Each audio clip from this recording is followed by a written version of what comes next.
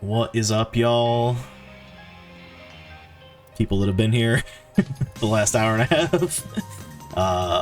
This is the first Goon Awards, where I'm going to both go through all the games I played this year on stream, as well as hand out awards to those games. The criteria is strictly just that it's something I had to have streamed this year. Certainly does not discredit any games that came out this year that were awesome that I just didn't happen to play. Honestly, there's even a game that I played off stream this year that might fit into one of the best of categories, but we'll get to that later. That's not on this list. We're here for now to reminisce, talk about everything we streamed this year. Some of these things are things we streamed years ago, and those are actually at the top here, so we'll kind of work our way through those, but yeah, I don't know. Let's get her started. So first we got Tetris Attack. This is one of my all-time favorite games. You guys know this. Actually, you know, here's the proof that I love this game. All right, we got this one video that I played it for an hour or whatever, but if you go to my channel and you go look at Pokemon Puzzle. Nope, that's not how you search a channel. That's how you search all of YouTube. I don't know why this is on light theme. Don't mind me. I don't really use this browser. You can see that I have 5 parts, no, 6 parts. We played it for a total of 16 hours, no, 15 hours. Wowee. I like that my recommendations are mostly just my own VODs. Thank you, Google. And also Family Guy dark humor compliment. The fuck? Was it good Kingsfield 2? I can answer that. No. Actually, I don't know that. I've only played Kingsfield 4. But I hate Kingsfield 4, chat. We didn't play that this year. Back on topic. Tetris Attack. I love this game. I love Pokemon Puzzle League. It's the same game. Whatever. Excellent freaking puzzle attack game. Certainly not my first time playing it. Probably not my last time playing it either. I used to play the crap out of Versus mode with my buddy when I was younger. We would actually freeze the game if we're we had to play on over I think 5 handicap, because otherwise we would just get combos that would actually go on endlessly, and then eventually the game would just overload whatever number it's storing the stacks in for the garbage to drop. But absolutely love that game. I've even played, there's a fan-made thing that's very much in the same style called Panel Flip or something like that. Panel Attack, that's what it's called. That's a pretty fun one too. That has online play too, which is pretty sweet. Dream, yeah, other weird things. So we first streamed this in 2017. I was just playing Versus mode again with one of my childhood friends. That footage is unfortunately lost to time, but if you want to see me play through story mode, boom, we did that this year. I don't even know why we did that on April 27th of all days for whatever reason. Dream Daddy. So this was a long one in the making here. Possum and I streamed this very shortly after her and I started dating. For those that don't know by now, I am currently engaged to Possum after many a year, as you can see here. But yeah, love that person, that woman, whatever. I don't know. I stopped myself from saying woman because that sounded derogatory almost, the way that sentence was flowing, and clearly I hate my fiance. Wife bad, brah. But yeah, this is a cute little game. I definitely had a lot more fun playing it because I was playing it with Possum.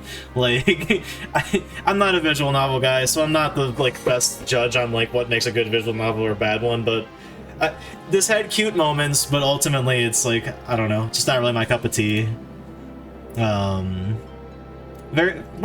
funny humor in it though, for sure. A lot of dad jokes, a lot of dad romance jokes. They executed well on their concept, I suppose, but yeah. Okay, Super Mario Maker, to be fair, this one, we were kind of done with this game many years ago, but this game officially died this year. I don't think it was on April 1st, but it was somewhere in April. They shut the Wii U servers down, so now you basically can't use Mario Maker. You can make levels in Mario Maker 1. And of course, Mario Maker 2 is the same game with just more ease of access, minus the touchscreen, of course, as well. But legendary game. This is actually the game that got me above the threshold for getting affiliate status, again, shortly after I started streaming. Because, yeah, we first played this in 2017. This is when I started streaming. I guess to be fair, I started streaming in April of 2017, but yeah. Classic stuff. Got a love-hate relationship with this game. I think we just have the VOD of, like, the day it shut down, right? Yeah.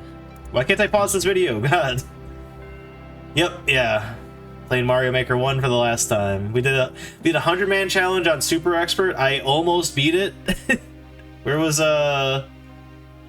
We cleared... Oh, no, we didn't finish the Expert one. So we got to, like, this level, and then that was the end of that. Oh, yeah, we got a fucking puzzle level. Listen, I don't really play Mario Maker 2 at all anymore. I did play it a little bit. It didn't quite hit the same as the first one did. Which is weird because, realistically speaking, it just has more features than the first one. I think, honestly, a large portion of it is just the fact that, like, not a lot of people had a Wii U. So there was sort of a self-quality control over it that is not present in Mario Maker 2. I'm blaming the fans, which are obviously mostly children. Regardless, I still think that Mario Maker 2 and Mario Maker 1, for that matter, like, are like great little tools. If I were a child when these games came out, I would have like never stopped playing them. Would have flunked every class. I loved games with editors in them, and this game is all about level editing.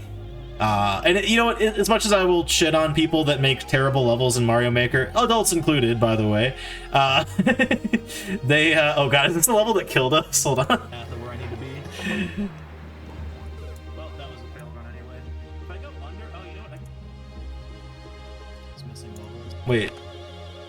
I need to see how many levels I had left after this. I like this has a tight timer too. Okay, 5 of 6, so I'm wrong. There was still another level to clear after this, but maybe we cleared this and then I was at the last one with a couple lives. I actually don't remember.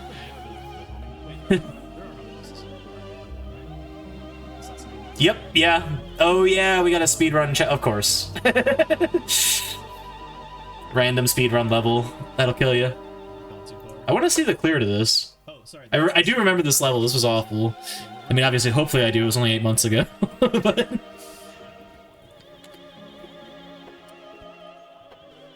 This is exactly what I'm talking about when, like... I have a lot of fond memories of Mario Maker, like discovering cool-ass levels. Then there's, like, this. And then the third aspect that also pissed me off with this game is just, like, trends, like... auto levels when like every level was an auto level, and or every level at the top of like what's popular and trending is an auto level, musical levels, stuff like that. Like, it's impressive stuff, but it's also just like, dear god. Here's the most disappointing thing with Mario Maker 2, and this is not even remotely a hot take. Hey, I did it. And then we died in the next level because it looks like this here. It'll be very obvious why we died. God, what was I saying? I want to know if there was a... Yeah, the lesson they should have taken away from Mario Maker 1 was that having, like, they did do something, it's just way too little. Having tags on stuff and, like, filterability. And hell, even, like, Endless Mario is, like, a good mode, but, like, I wish they still had, like, you know, 100-man Mario, where you'd have, like, an end goal. Like, why not just have both? Like, you could have another menu there. Dang it, or maybe crouch. Yeah, actually, crouching would be... This, this room. Alright, I'm not gonna sit here and watch every single game I streamed this year. God, I suck. Alright, let's not look at that, chat. I'm getting rid of that. Welcome to the game. Yeah, I was not a fan of this game, but that's probably not surprising. I don't really like... I found this game to be... I don't want to use the word edgy, because it's not really what it is, but it definitely is going for that, like, dark web kind of aesthetic, where, like... I don't know. And again, maybe that's just not aimed at me. Maybe that's what the kids like. I feel like stuff talking about the dark web is very, like, grotesque and should not be subject matter that children are consuming, but I don't know. I'm trying to think of, like, oh god, who's that one? I don't think he does YouTube anymore. There's some whole scandal around. I probably shouldn't bring up who it is if I could even. I can't remember their name, but 3 a.m. type guy. There's a handful of them, and I'm sure they're probably not all great. Or, well, I won't make a value judgment on people just from things I know about them online. But whatever. Anyway, what I'm saying is maybe I'm the wrong demographic for this game, even though it seems like I shouldn't be. It seems like this should be something that, like, an adult me would appreciate as a horror fan. But yeah, I don't know. Really not my cup of tea. I don't think I'll be playing the sequel, even though people seem to like that, or Red Signal, or any of the like new stuff that devs made. The dev has made a lot of games like this, and I can respect them for what they are, but it's just really just not up my alley. Goddamn Resident Evil 2 on the Tiger GameCom. We played through that. We sure did play through that, chat. This actually sparked me doing an entire marathon of every Tiger GameCom game, which we still haven't technically finished, but we have played every game. This fucking piece of shit game. Actually, no, you know what? That's not fair. This game is actually... This might be the best Tiger GameCom game, which is not saying a lot, but it functions. There's nothing, like, broken in this game. It's a little janky, but, I mean, that's true of literally everything on this console. Alright, now I understand why it's recommending my own videos to me in the recommends, because I keep pulling up in my videos. It's like, oh, you like that, right? Okay, we'll keep watching that. But yeah, that was fun to play through, and honestly, as terrible as some of those Gamecom games are, it was fun playing through the whole library, because it's a fairly small library. And this might unfortunately be the best one on there, other than I guess like the Lights Out game is fun in a way that like Lights Out is fun, but this is more like feature heavy for what that console is, which is interesting if nothing else. Mario Party 2, absolute classic. Yeah, so actually there's a couple in this list coming up here that were games that we played at the beginning of our N64 marathon that we were just getting back to because we didn't get a true ending on them. When we first started playing all of our N64 games, I set it up so that I would just like be able to play through at least a good chunk of each title that I have in my personal collection of N64 games. Then I got myself the EverDrive 64, and now we've been playing an obscene amount of N64 games, and we'll see more of those further down the list here, but yeah, it definitely scratched my like retro itch, or no, it made the itch worse. I guess it is scratching an itch. Sometimes you scratch the itch and it itches more, right? And Mario Party 2 is no exception to that list. That's a fucking amazing game. It's still really fun to play through. Even, like, playing single player was pretty fun in that game. Duke Nukem 64, on the other hand, chat, I am a fan of Duke 3D. Duke Nukem 64 is the one I grew up with also. It's the only Duke Nukem game I had played as a kid, and I played that with my dad, but not for very long, because, like, he would get, like, motion sickness when he played it, which I understand that, because, like, I sometimes feel ill playing that game nowadays, just because of, like, how low res and how fast it moves. But yeah, we played it at the beginning of the marathon, because I still have my cartridge from my childhood. I was not having a great time with it, but we came back to this year, and it actually was not, like, too terrible. It's very annoying that you cannot save during the level, but that just, I don't know, it's just a difficulty adjustment, really, if anything. You know, I appreciate, chat, can I just say for a second, I appreciate, whenever we play, like, Doom, or even, like, a Doom mod, I have not once heard anyone, like, complain that I save too much. So... thank you. I guess that means I don't, or maybe people just don't care. Either way. Beetle Adventure Racing, this was like the biggest disappointment to Phase 1 of my N64 marathon, because I actually had confused this game with the game that is currently the next game in our N64 marathon, Penny Racers. I was like, oh, I love this game. Like, I didn't have this game as a kid, so I guess I must have bought it after the fact. But, like, I love making tracks in it and, like, swapping out parts and stuff. Beetle Adventure Racing is not that game. That's Penny Racers, which is up next, so that should be really fun. Beetle Adventure Racing is a very, like... It's an inoffensive racing game. It's fine. It's just... I don't know. I'm not a big racing guy, and there's not a lot of variety to it. It has some pretty neat, like...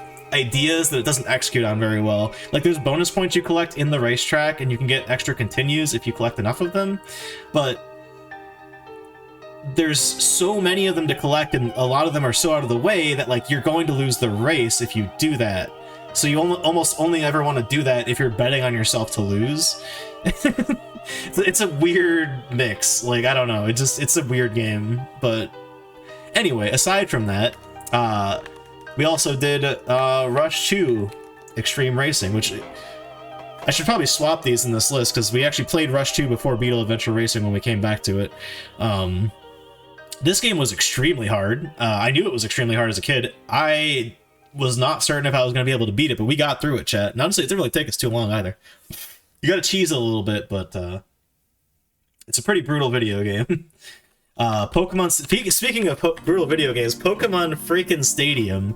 This game took us way too long. How long did this fucking take me to finish Pokemon Stadium? It was a while. And you know, I've said it even as we're listening to music from an RPG. I'm not an RPG guy. Not my favorite genre. I liked Pokemon as a kid, which is why, you know, got my parents to buy this for me on the N64. I played through the entirety of Pokemon Blue to actually finish this up when we came back to it, just off stream on like an actual cartridge. Actually, it was even weirder than that because I played on a cartridge that I got off eBay and I didn't realize it was a repro cart, and for whatever reason that repro cart would not read in through my transfer pack. So what I had to do is borrow my friend's like legit copy of Pokemon Blue, because I've lost all of my original Game Boy games, unfortunately. I don't know where they went, but they're gone. And then I had to transfer the Pokemon between my illegitimate copy and my legit copy I was borrowing. But yeah, we did get to have you know, some cool Pokemon. Oh wait, that's not even my Pokemon. Yeah. We got Goontails, Goondon. Okay, this is bullshit. This guy was 100% Tentagoon. I don't know what happened to his name. Jolteon was a rental, so was Haunter and Starmie, so ignore those ones. Yeah, very weird level scaling too, because the way the, like, the challenge cups in this game, you have to, like, adhere to like the rules of what level each Pokemon can be in them, which is I like that conceptually, but like if you're playing with your Pokemon, like you're probably just not gonna be able to use them as the end result of that, or at least not ones that you've built up to be like good fighters. But like when it comes to like the gym battles, it'll just take whatever the highest level is among the Pokemon that you picked. So like thankfully a lot of my Pokemon were on the same level, but I couldn't take Mewtwo with me because Mewtwo is like much higher level than what the things I leveled up was. Plus the rentals cap out at 50. Although we did bring Mewtwo in for the final fight, and he was basically just carrying, because he was good enough that we just trounced through any of that. But, yeah. Did Mewtwo really take that long? I guess it's not that long. But yeah, the game took us a total of 21 hours. Jesus. It's fucking nuts, man. I wonder how much we have left in this soundtrack. Oh, we're only like halfway there. We're good, chat. This game had a lot of music in it. What else do we have here? WrestleMania 2000. Not as good as No Mercy. Long story short, it's fine. It's a fine game. It's fun enough, but the campaign mode is absolutely asinine because we played through the entirety of it, and because we had lost Royal Rumble, which is like the easiest thing to lose because you have to fight like 64 men or whatever. That's 32, right? Yeah, 32 guys consecutively and not get out in the middle of all that. It's like, it doesn't tell you any of that, but you can retry if you know that. It's very annoying. It wasted a lot of time by having to redo that, but whatever. Lode Runner 3D, man, we replayed some fucking stinkers this year. Lode Runner 3D, I brought this up a lot of times. The original, not the original, whatever the Lode Runner was on the NES was like the first game I ever played with the level editor, and I was like obsessed with Lode Runner as a kid. It's so disappointing that this didn't have, wait, did this have a level editor in it? I think we checked and I forgot. I'm gonna check again. I definitely would have checked for this, because it is like a huge factor on how I feel about this game. But yeah, even as a kid, I hated this. Like, I wasn't a kid when I got this. I picked it up probably like in the 360 era when like retro game stores still existed and didn't cost like $10 million.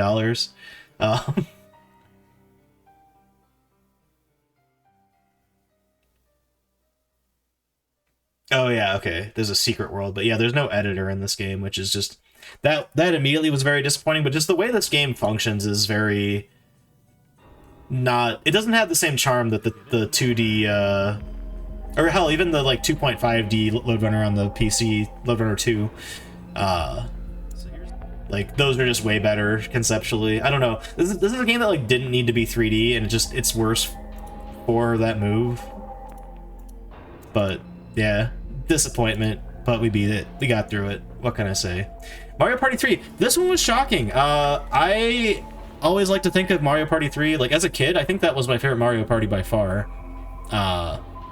And I might actually have strong arguments for like it having some of the best minigames across Mario Party, but in replaying single player mode, I found it to be incredibly repetitive. Like they kind of just have you do a lot of stuff in single player mode. Now that does not discredit like how fun the maps are, or like how fun it would be if you were just playing with friends. Like I think it's just compared to 2 did story mode in such a smarter way, I think, that 3, it was just kind of disappointing overall. But what can you do? It was still pretty fun to play through. I don't know, it took a lot longer than I assumed it would have. Hidden Deep, chat. Most of you are saying, what the fuck is that game right now? Oh, crap. There. Ah. Hey, what's up, Raina? How you doing? I forgot to change my category.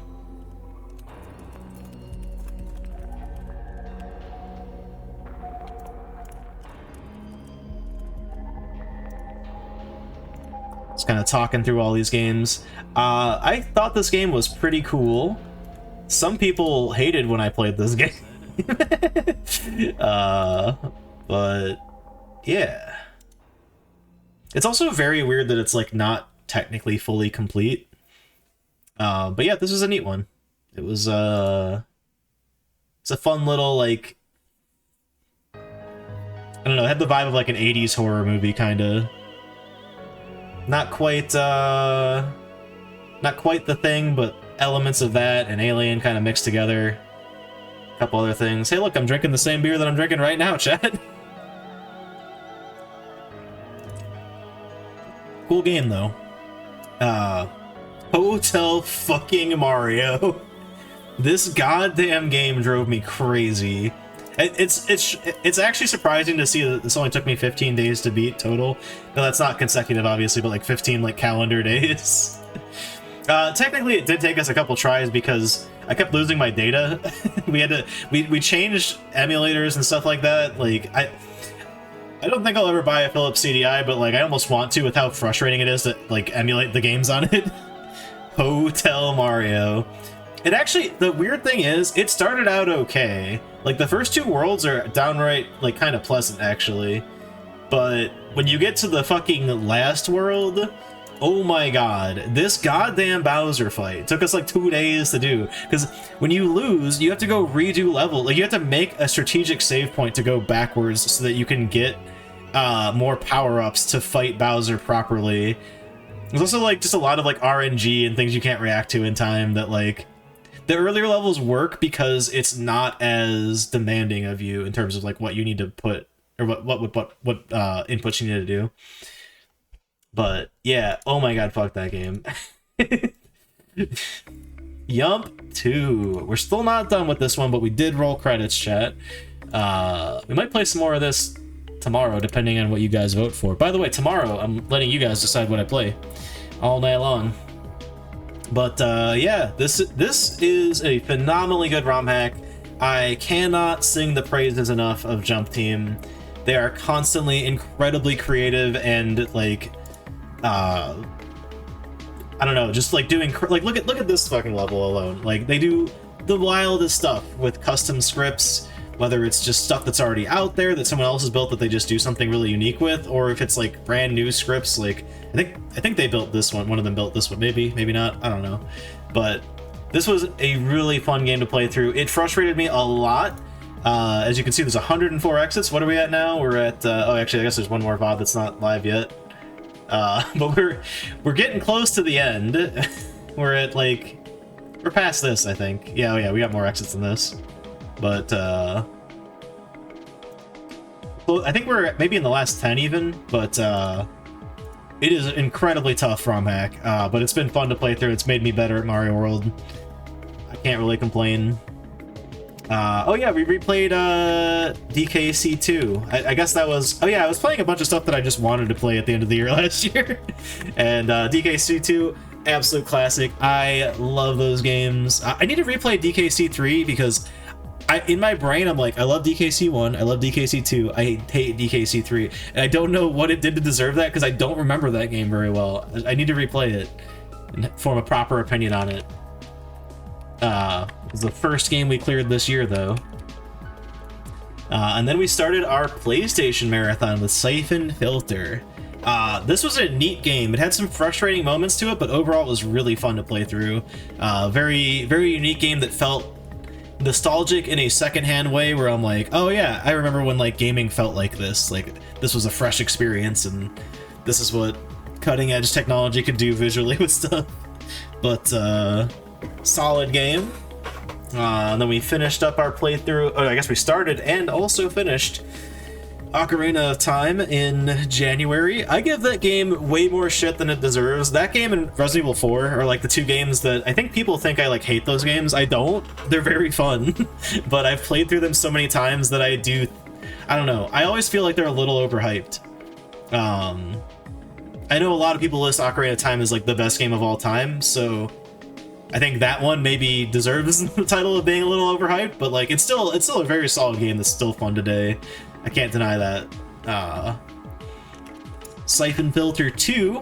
Yeah, it's really funny because I kind of feel like Siphon Filter 1 is more rough around the edges, but has better stuff in it moment to moment. Siphon Filter 2 is more polished, but has like more, it doesn't have as many high points, so they kind of even out in terms of overall quality. That's why I gave them the same rating. I think the reason I gave them the same rating of enjoyability on my list was like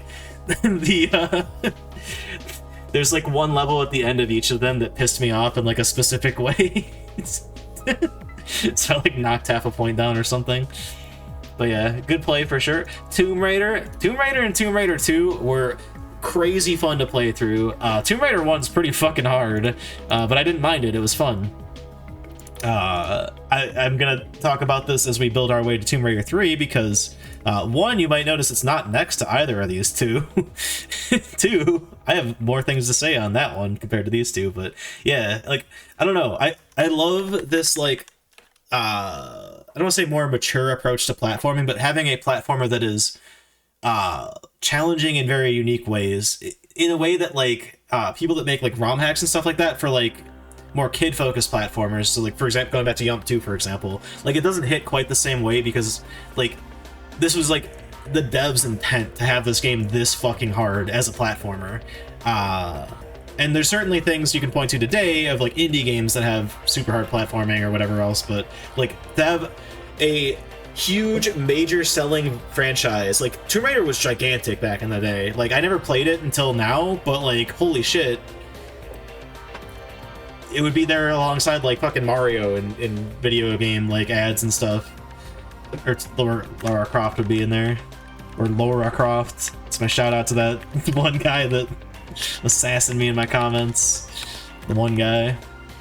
The Tiger Gamecom Duke 3D. This, okay, chat. I need to show footage of this so you guys don't know that so you don't think I'm completely insane. This is like the second best game on the Tiger Gamecom. Again, not a compliment, but you know, it's not bad. They even have like the exact sprites from like the PC version. Just crushed to hell, but they're still like visibly noticeable of like what they're supposed to be. It was a fun game. A little frustrating with the way it did retries because it takes away all your like ammo, but still not terrible. Leon saying dumb shit compilation. I can't believe it's only 2 minutes long. Fuck. Celeste 64. Oh yeah, that came out this year, didn't it? That was very fun. That was a neat little thing. I wonder. Okay, you know, I'm gonna go check on this. I wonder if they're doing anything else with the project. I hope they are. I think they did this to kind of gauge interest in a 3D game. I don't know what the likes of Extremely OK Games are up to these days. Well, I know Maddie is making a book, writing a book. So at the very least, she's probably not spearheading any projects, but you know, they put something together, and this is pretty cool. I don't see any updates there, so that's that. But whatever. Yeah, very cute little game. And certainly can't complain for like being free. This is a really neat little project. Pardon me. I'm burping. I gotta speed the fuck up, chat. We have like 163 games to get through. F-Zero X. I had a ton of fun playing this. I'd say I'm not a racing guy. Look at the smile on this man's face. Look at that. Look at that. Even as I'm getting my fucking ass kicked, 30 out of 30th. This is when we turn it up to hard mode. So I guess technically speaking, like, so we rolled credits, but we rolled credits with a cheat because I unlocked all the difficulties, or all cups rather. I think you're supposed to beat it on the hardest difficulty to roll credits, like, officially. Because, like, you don't get the Joker Cup unless you do that.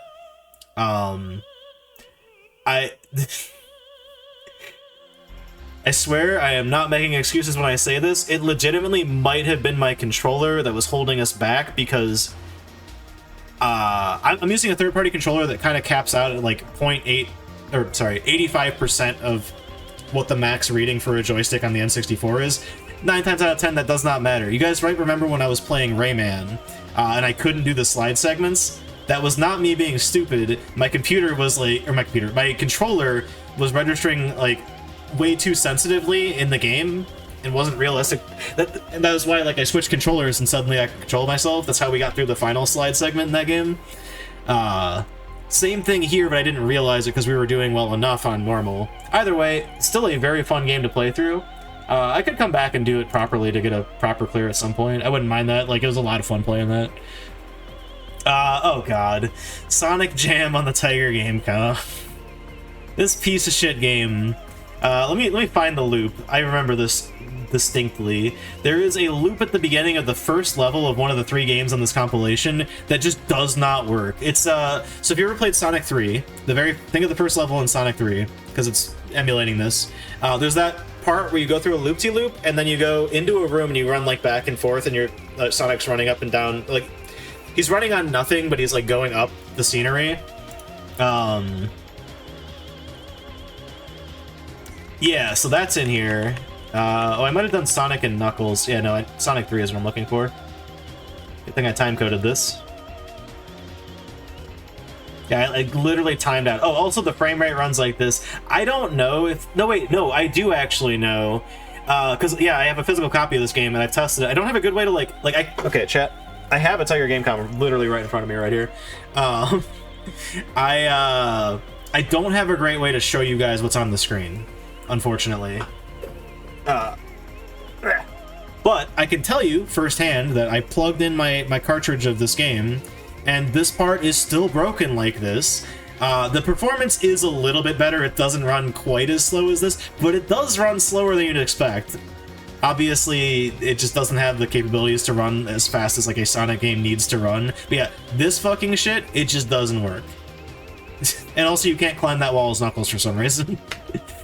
So I think we beat this by being Tails and just flying through it, because like it literally did not work. Awful game. Otherwise, just really unfun in general, because it's just a shitty port of Sonic games. Poop Killer 5. Which one was 5? I think we played through the rest of the Poop Killer games. Oh, this is the one in the cabin, right? Yeah, this is the one in the cabin. This is actually probably the best Poop Killer game. You have gameplay elements in this one. There's like puzzles you solve. They're really simple puzzles, but they're puzzles. You get a weapon. You have to use it. As memeable as the Poop Killer franchise, I can't believe I'm calling it that. This is actually a quality one. I liked that one. Tonic Trouble. Did I beat Tonic Trouble? Pardon me, voice crack. A single fucking day? We 100%ed this too, didn't we? Actually, did I 100% this? Don't look behind the curtain, chat. Tonic Trouble. I don't know why my voice just cracked at the realization. Okay, no, we did not 100% it. Okay. Oh, I gave it a 6 out of 10. Okay. I have thoroughly gaslit myself, chat. I remembered liking this game. Okay, as a child, as a small child that hadn't played Rayman 2, literally they made this game as like a tech demo for Rayman 2, so it's not out of, like, it's not insane to call it or refer to Rayman 2 in relation to this game. I liked this game as a kid. However, gosh, I guess replaying it, I did not care for it because I gave it a 6 out of 10. It is very janky. I do remember it being very janky.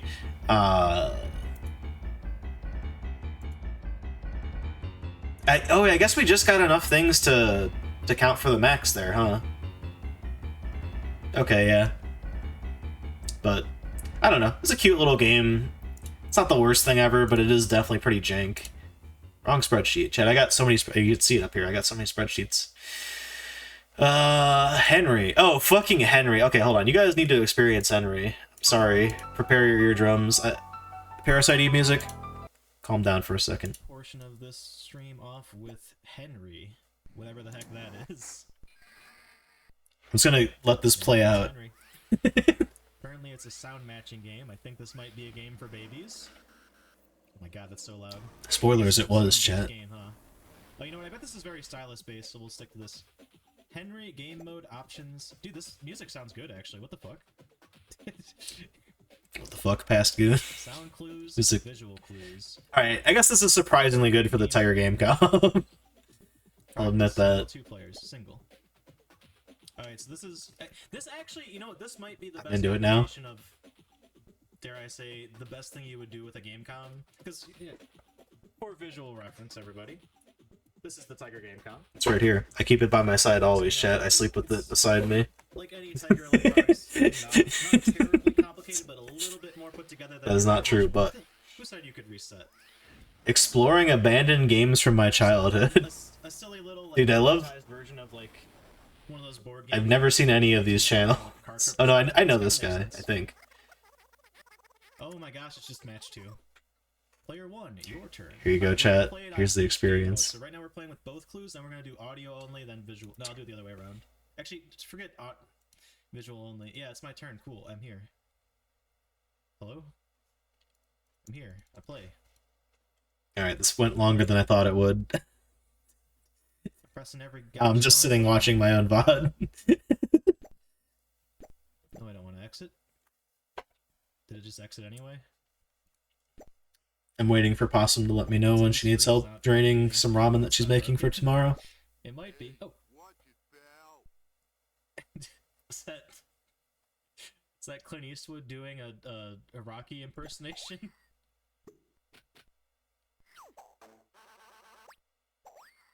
Oh, where is the really bad? I thought it was like the first sound that happened. How do I play? Oh, I click Henry.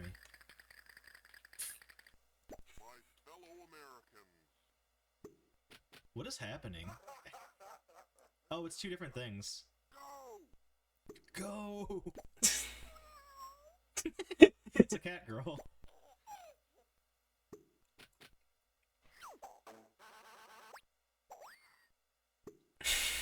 My fellow Americans. That's just rude.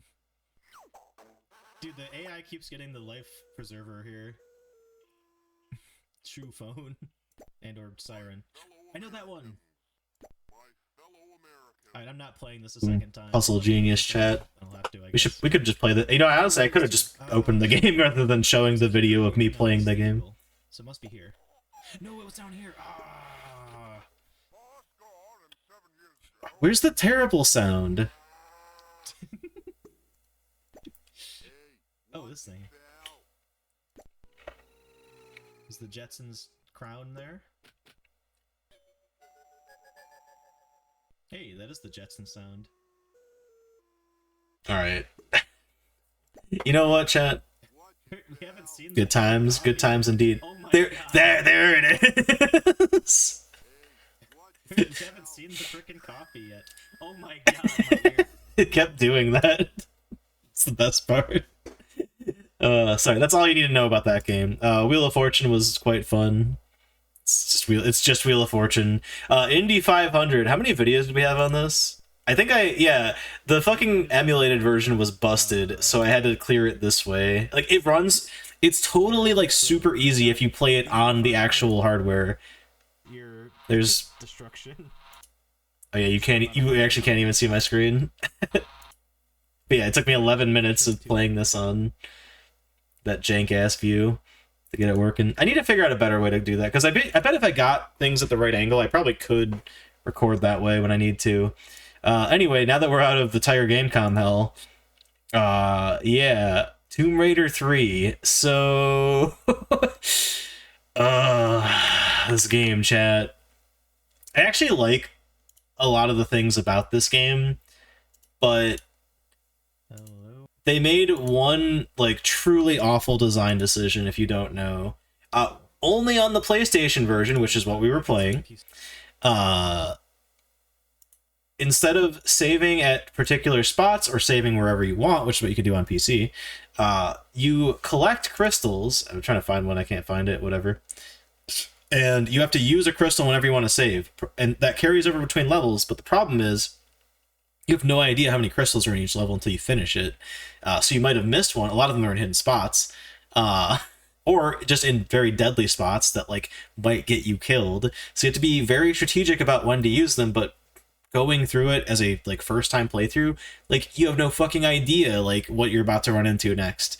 Like Tomb Raider 1 worked with limited saves because that game put them at specific spots and you had to save there. So when you come across one, you think, oh, I should probably save. There's a couple of exceptions where that doesn't work. Like, I think it's like the 4th level. There's like a central area that you pass through multiple times, so they just have like 4 crystals in that room. That's that system at its worst, but if you want to see this system at its worst, like the fucking last level that has no save crystals in it at all, not even hidden ones, right after an insanely hard and like long level with oh wait, no, this is not the final video, is it? The fuck? Oh yeah, there we go. Yeah, there's parts like this. There's just like troll parts in this game. Like this quicksand will just kill you if you go the wrong way. Like it is such complete fucking horse shit the way the levels are made in this level. Like I don't even mind that they're hard, not per se, but like the fact that like they don't like it's the two things together. The limited saves mixed with the give me that. It's a save crystal. Like brutal difficulty is just like way too much. Which is why if I had played this on PC or like any other port of it, or waited, I think I played this actually probably after the remaster came out this year, but like I would have had a much better time. Like I would probably be like lauding this game because there's a lot of cool shit that happens in this game, but like god damn, what a terrible idea they had to like make it so you have limited saves, especially after figuring out how to let you save wherever you want. Like so jank. Air Border 64. I was excited for this game. After having played it, it was pretty fun until we started doing the coin collection mode. I don't know why I decided 100% that game, but we 100% that game, and that was a mistake. I should have just played like trick mode and then maybe the race mode as well, and then leave it at that, because it's got a fun idea. It's doing its own sort of Tony Hawk thing with like futuristic sci-fi stuff, but ultimately it's just kind of meh. It's not like a terrible game, but it really was like not anything to write home about.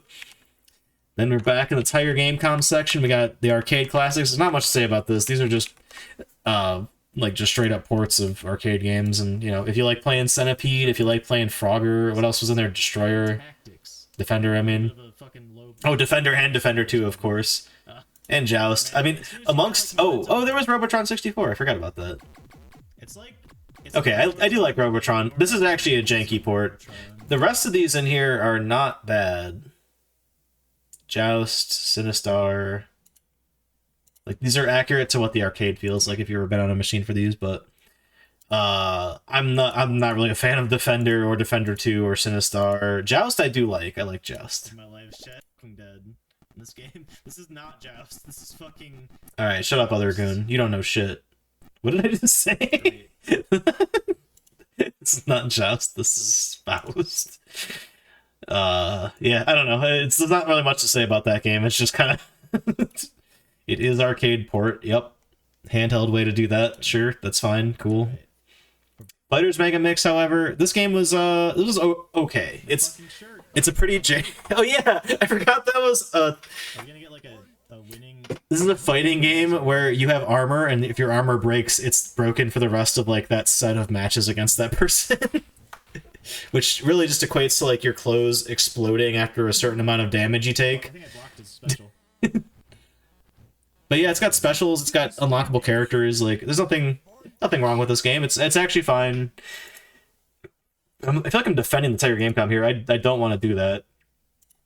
It's a trash handheld device. Just to be absolutely clear here. This is a slot machine game. Like a casino simulation game. I don't remember that. But that happens. Yeah, you know, you got all your standard casino things, ultimately completely pointless. Pretty boring game. Fucking Lifeline. I forgot we played that this year. Lifeline. For anyone in chat that does not know what Lifeline is a PS2 game that is almost entirely controlled via voice command.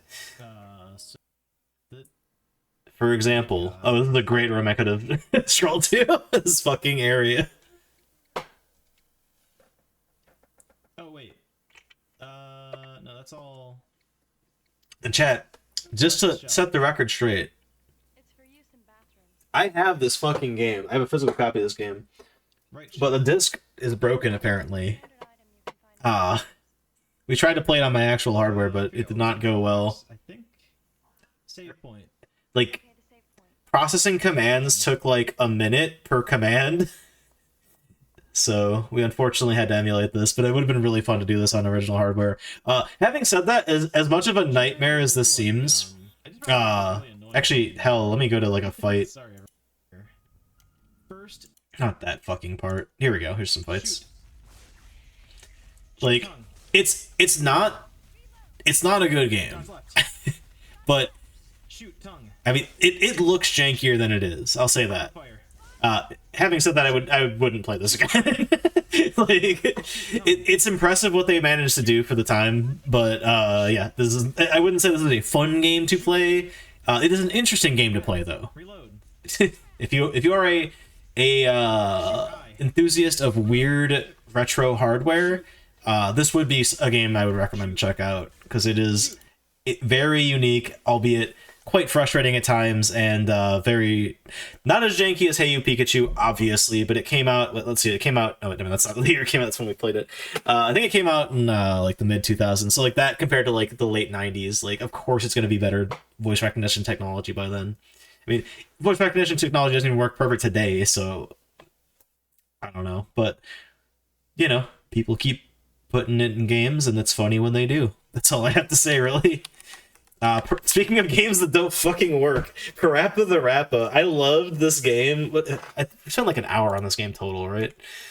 I had a really good time playing this game, but dear fucking God. I promise you, chat, I am pressing these in sync with what's on screen. The trick with this game is you really have to kind of follow the rhythm of the song, but sometimes you don't. It's weird. It's very inconsistent and janky. I've also heard that playing this game on emulation doesn't work the same as on real hardware. How was that 0 points?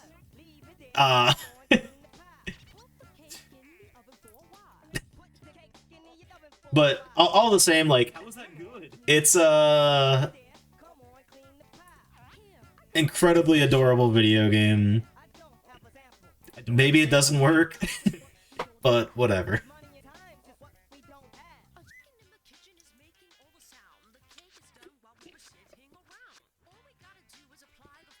Do you think I make it here, chat?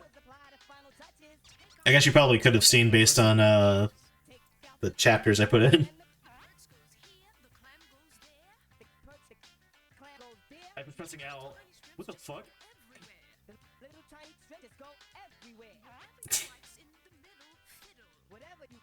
I think we got this, chat.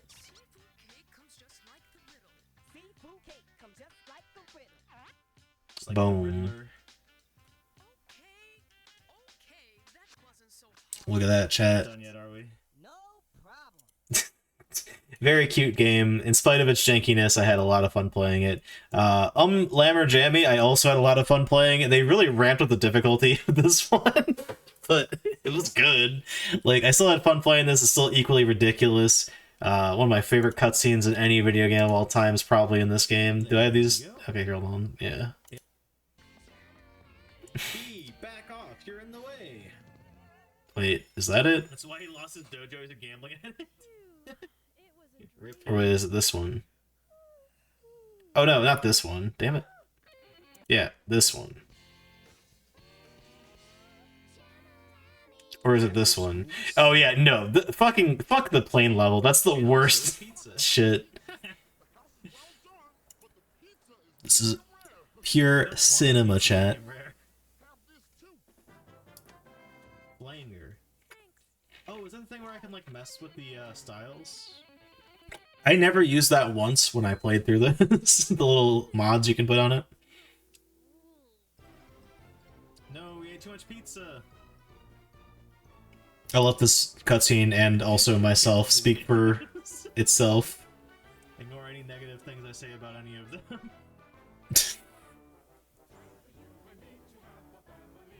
What? It's the pregnant parade, baby. So there's the rabbit pregnancy parade. I did not see this coming, actually.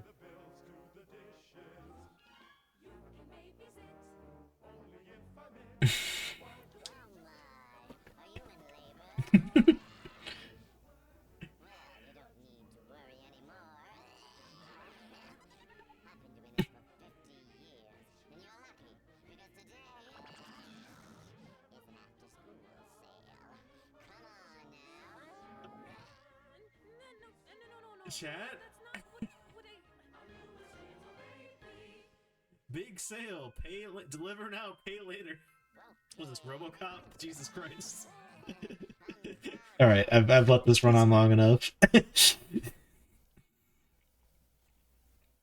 No, the ending of that cutscene is she finds out that we're not actually pregnant, but just ate a lot of pizza, and then we had to put the babies to sleep because we woke them up in her rage. Hybrid Heaven, super cool game. I like this quite a lot. Enough false alarms. Stop not letting me pause. But yeah. Dude, alright. I don't know why my browser is just fucked right now, but it is. Shoutouts to fucking right kick, or right middle kick, carried us through that game. But yeah, really unique combat system, very unique, like, honestly, even like the story is pretty fun. Like, it's a cool alien invasion story. Primo video game, I like that quite a bit. The ending is brutal, but hey, you know, there's a lot of games with like fucking sharp difficulties at the final boss, so whatever. Frogger. Oh yeah, that's why I thought Frogger was in that arcade thing. For some reason, they have standalone freaking cartridges for Frogger and Centipede. They're both fine. It's Frogger and Centipede. There's nothing else to say about them, really. Like, I don't know. The fucking Mortal Kombat trilogy, however, I think the Mega Mix, Fighters Mega Mix was a lot more fun to play through. Although I think we had, we had to fucking like spam. Here we go. I mean, it's to be fair, it's kind of a tradition to just spam in Mortal Kombat to beat the story mode, right? But also, just spammed kicks, and then every now and then I do the flying forward thing. I don't know what Raiden's move is. The N64 is like one of the hardest N64 games. We will not be playing that. I suck at Mortal Kombat on a good day. It's true, I do. Ooh, I won that somehow. But yeah, that's pretty much all this game was. Okay, well, this game's impossible on anything other than very easy. Or easy, or whatever we beat it on. Oh, right. I forgot I turned it down to easy the first time. And then just got wrecked. Alone in the Dark 2024, the remake, chat.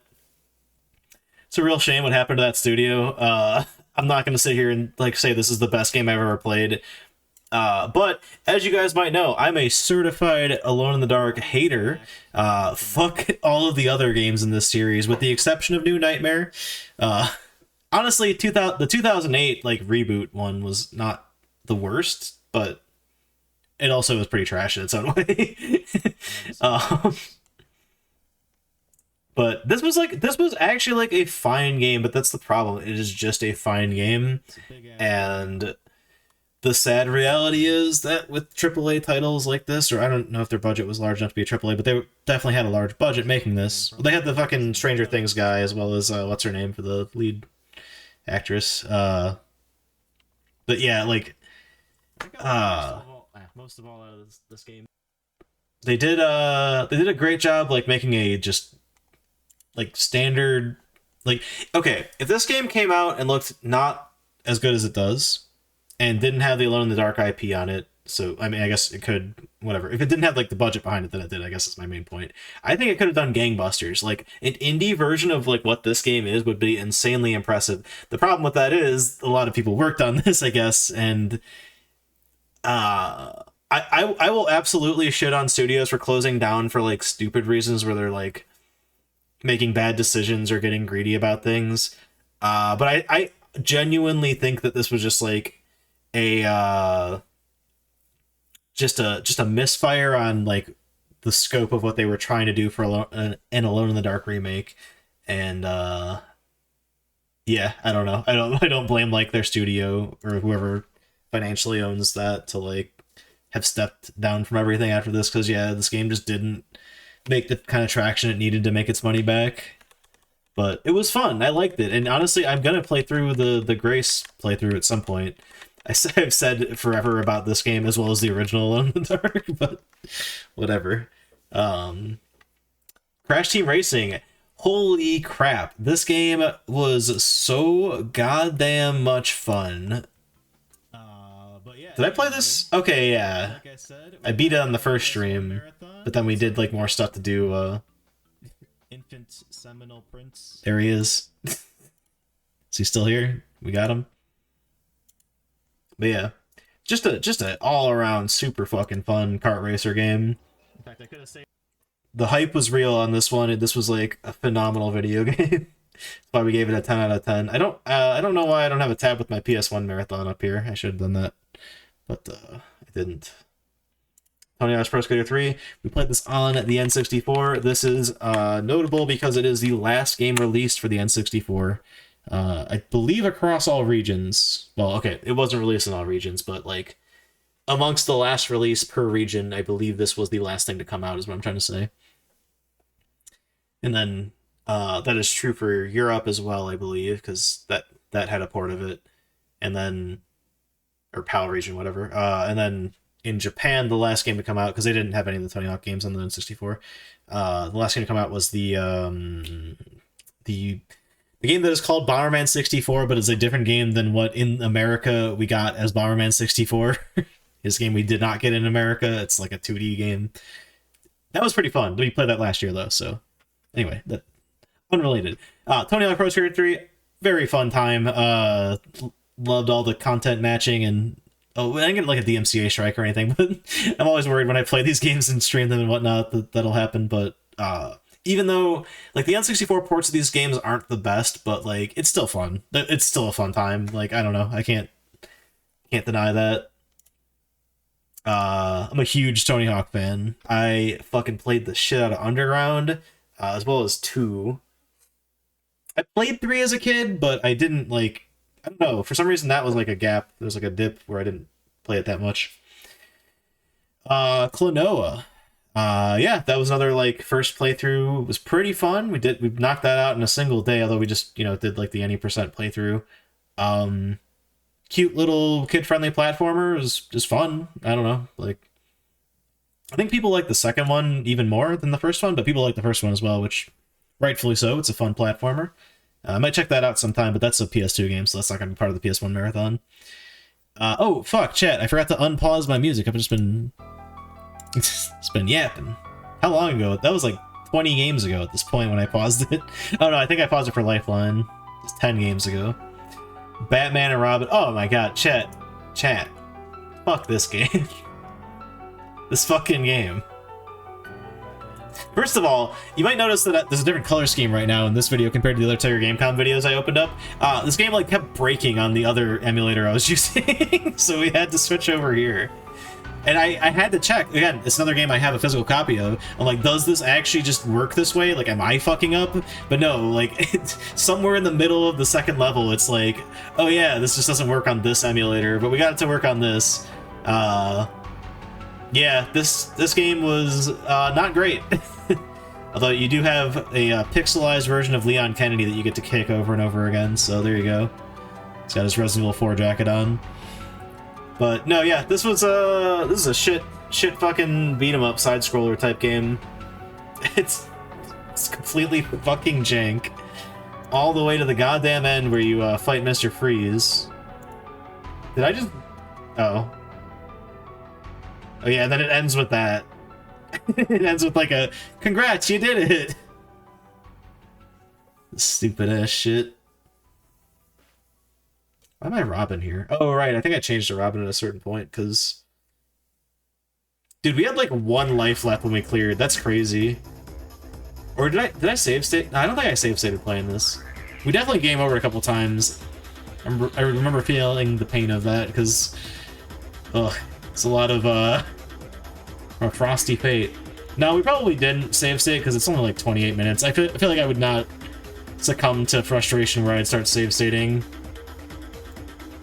if that were the case. So we just clutched that, I guess. But yeah, awful game. Wheel of Fortune 2, it's Wheel of Fortune. Again, I don't know why there's 2 of them. This game I don't own a physical copy of because it is ridiculously expensive. Like, I think this was like a lowly produced one. Like, a lot of Tiger Gamecom games are pretty cheap, even by like current retro day prices and whatnot. Retro game day prices. Whatever I'm trying to say. But this one is apparently rare, and it's like costs hundreds, and I'm not gonna waste money on this. Again, it's fine. Like, it's Wheel of Fortune. If you want to play Wheel of Fortune in a video game form, it works. Nothing's wrong with it. Jeopardy. Goddamn Jeopardy. This is one of the few games we didn't finish that we started this year. And fucking... the emulated version's broken. It only works on one of the 2 emulators for the Tiger Gamecom. And, it's broken in a way where the AI will buzz in nearly instantly. So while we have completed a round of this game, I have never won. Even when I try spamming the buzzer, I can't, like, pause the emulator that works with this game. So, like, I can't cheese it. I also can't save state. It doesn't work. So, like... this could be my dramatic moment where we beat this, but, I have right here, under 10 million random pieces of paper that I need to clean off my desk, I have in my hands, chat, a sealed mint in-box copy of Jeopardy for the Tiger Gamecom. I could open this up and we could play it right now. Maybe I'll do that when we're done with this. We got a lot to do still, it's 10:30 already. But, might play that at the end of the night here. I have another... Oh yeah, by the way, that's my second copy of Jeopardy for the Tiger Gamecom that I bought. The first one I bought came all beat up and didn't fucking work. In fact, my Tiger Gamecom does not turn on when I have that cartridge in it. It's fucking piece of shit. It's okay though, it was not terribly expensive, so I did not go through the hassle of trying to get like an eBay refund or whatever. But that motherfucker did say it worked, and it didn't. Could have just been like a shipping thing, I don't know, but whatever, fuck, man, that sucks. Tomba was pretty fun. The first Tomba especially was like pretty difficult, to the point where like I got confused about what I needed to do for a lot of things. We didn't end up 100%ing it because I had soft-locked myself out of some of the events that you can do.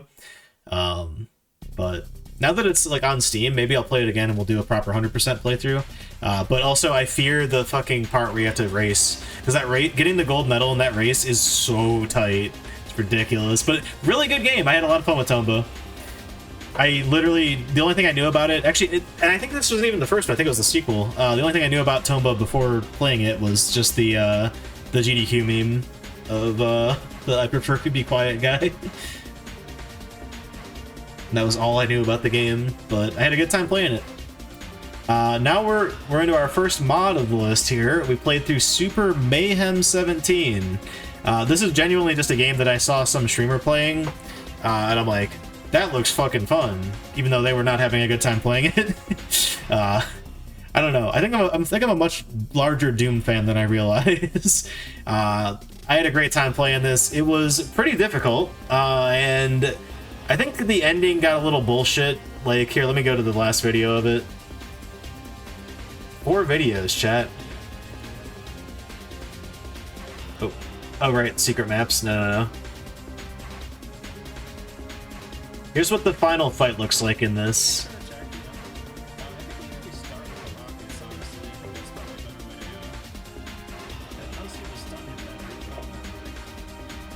Oh, this is also made more difficult because I installed, like, the default version of this mod just has regular Doom enemies in here.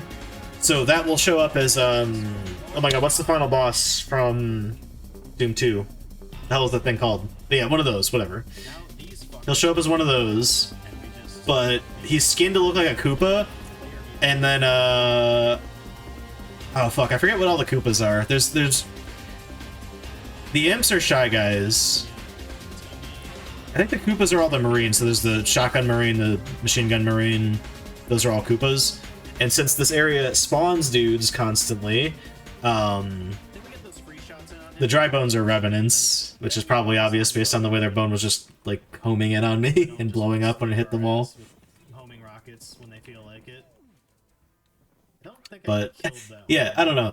Very, very cool ROM hack. Apparently, I didn't know this prior to seeing it, but, like, Super Mayhem is like an annual thing that they do.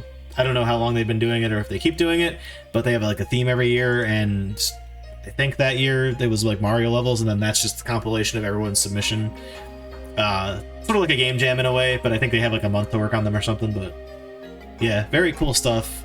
Honestly, after playing that, I kind of like sort of got into Doom mod making for like a short while. I was trying to make like a mod, and then it stopped working for me, so I abandoned that. But like the tooling UDB just like doesn't open anymore on this PC. I don't know why. It's weird. I've tried uninstalling it, like completely reinstalling it. It just does not want to open for whatever reason.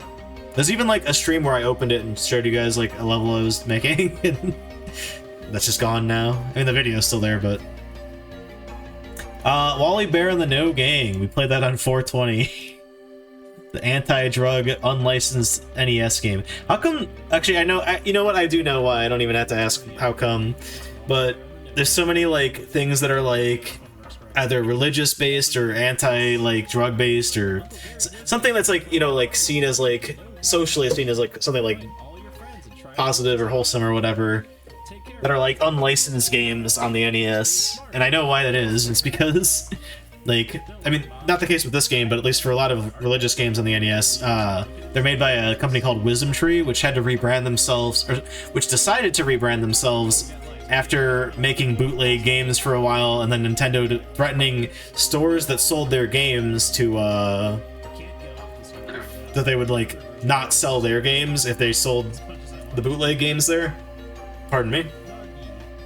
So then basically the company like rebranded themselves as a religious company and sold their games in religious stores, which didn't sell video games. It's a neat little like scheme that they went through. Anyway, Wally Bear and the No Gang.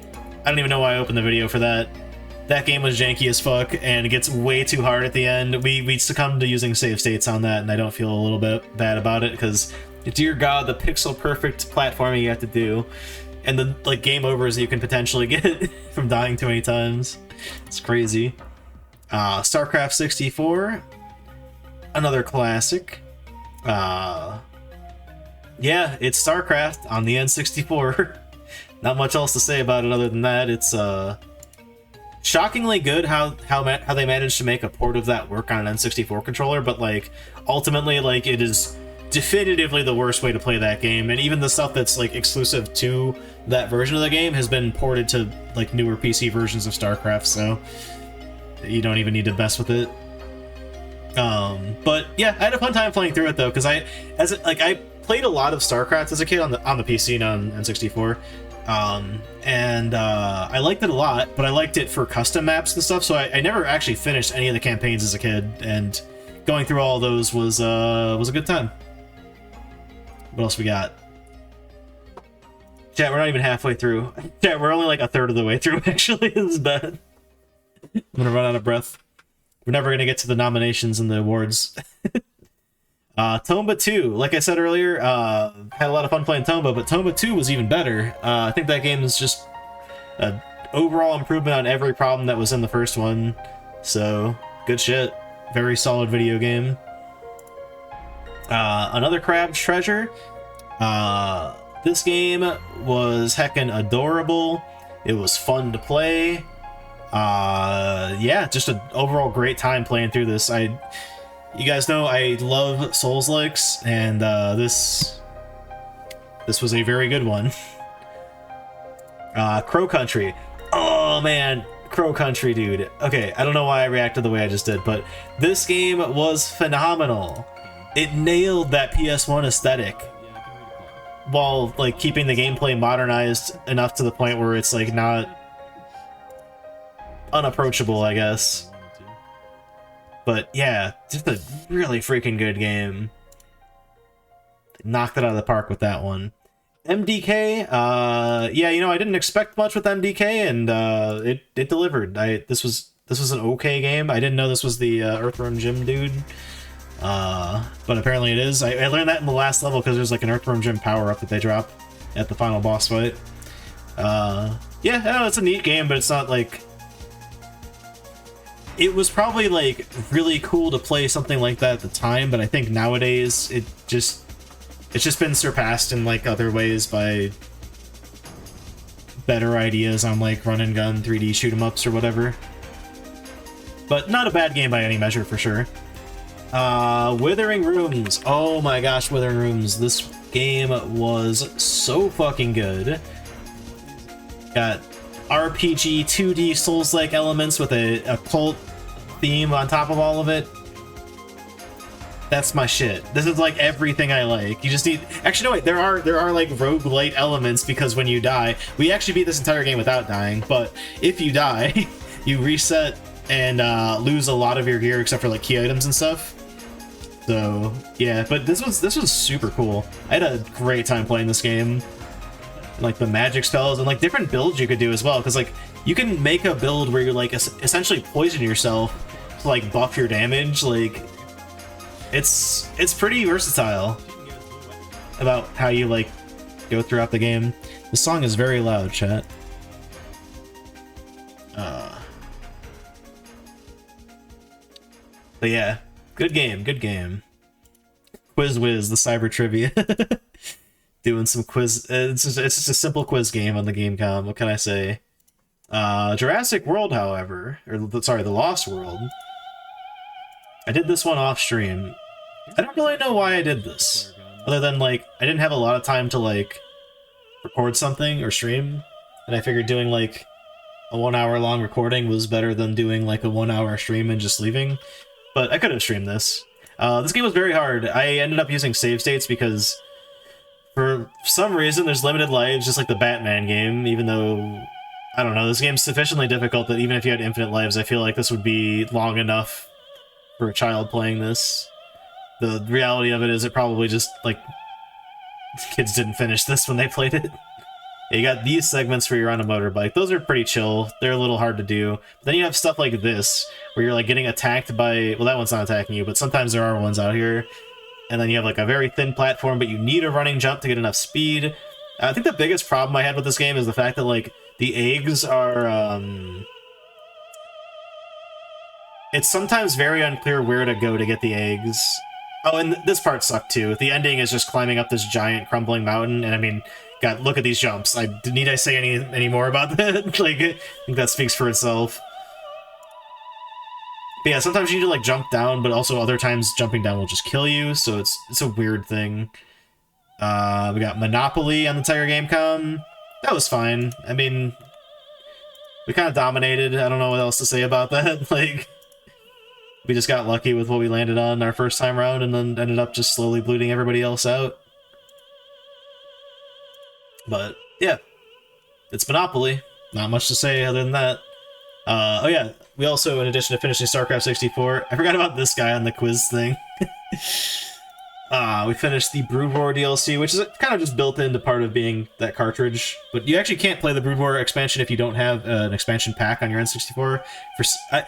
I guess that kind of makes sense, but I don't know like how much more processing power the expansion pack really uses. But whatever. We played through all those. Fuck the final Protoss mission is all I have to say, but other than that, it was a very fun time.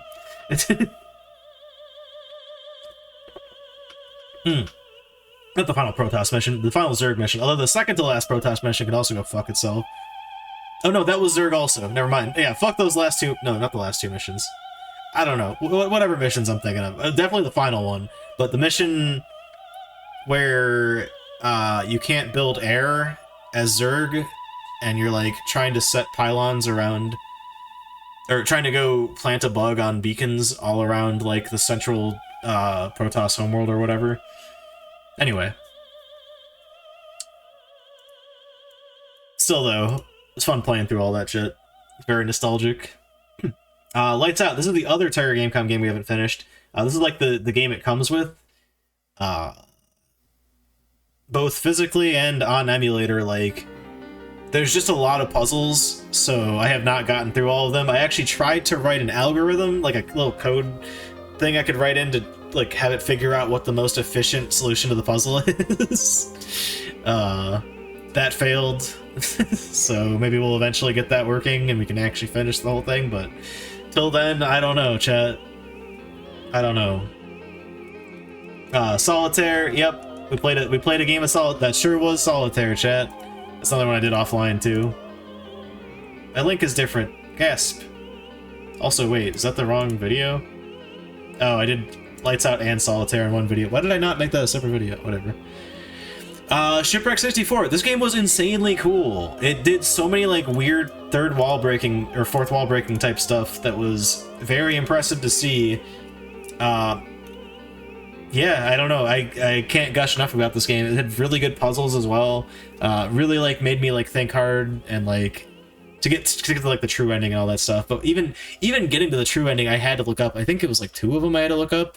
Like I just didn't get it because it was very advanced. But like I didn't feel like it was bullshit. It was just like, man, that was complicated and I didn't figure it out. Really good game. Kanito Pet, also very cool with fourth wall breaking type stuff.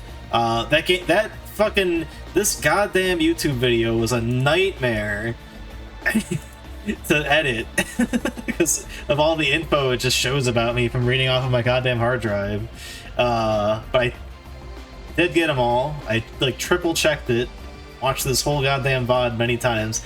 Anyway, this game's cool as shit. Like, I don't know. This, technically speaking, the things this game does is very impressive. It's a very one-trick pony. Like, you play through it once and you're done, or watch somebody play through it once and you're done. But still, very impressive to see. Our Friendly Neighborhood. Cute Muppets meets Resident Evil. There's not too much to say beyond that. Like, they did everything right with this game. This is a solid first-person style Resident Evil survival horror game. They got the aesthetic down perfectly with, you know, that sort of Sesame Street type vibe. It's got its own little message it's preaching, which is fine, it's fair. But yeah, really, just overall solid game, worth checking out, but not groundbreaking. Scrabble, we beat Scrabble. We're the Scrabble champ. We beat the AI on 2 of the 3 difficulties, or maybe we beat them on all 3. I don't remember. No, we finished a game on 3 of them, and we came second, I think, when we played them on hard. They cheat on hard, man. Fuck that shit. Amanda the Adventurer. I guess I got overhyped on this game, but I was a little disappointed by this game. It was fine, like, but I think this game sells very well to a general audience, and I think as a result there was more hype drummed up around it than usual for a small indie game like this. So I think I was like expecting it to be something more than it was. Again, I don't really have complaints with the game. I didn't play the sequel, came out this year. I didn't play that yet. We'll probably play that early next year. But yeah, overall just not really like the most impressive thing to me. Chat, my cursor just got wrecked. Okay. 2 Minute Jam number 2. This was cool. It's it's another thing in the sphere of the haunted PS1 type people there. I believe it was organized by the same person that organized all of the Madvent collaborations. And actually, that reminds me that they released a game on Steam that I haven't played yet. It's a collection of all of their specific games, some of which we've already played on stream through playing the Madvent calendars, but other stuff that they made as well, which I have not streamed before. But yeah, just cool experimental indie stuff in here. Always love to see some creative game jam stuff for sure. Echo Stasis. I'm not sure that I finished this game when we played it. There might be more to it. There definitely is more to it. I just don't know if you would consider what we got to here as the credit. Well, I guess it does roll the credits, so that's, I think it's been long enough now, because this was 6 months ago, jeez. There's probably a more detailed guide on what to do in the, after game, because I could not figure it out. There was some kind of command I needed to type in the console that I just couldn't figure out. But this was a very cool. This is almost like a weird take on Super Hot, if I could summarize this game. This is maybe not the best way to summarize it, but it's like a puzzle shooter game, which is certainly the genre that Super Hot falls into. But very, very creative idea, very neat.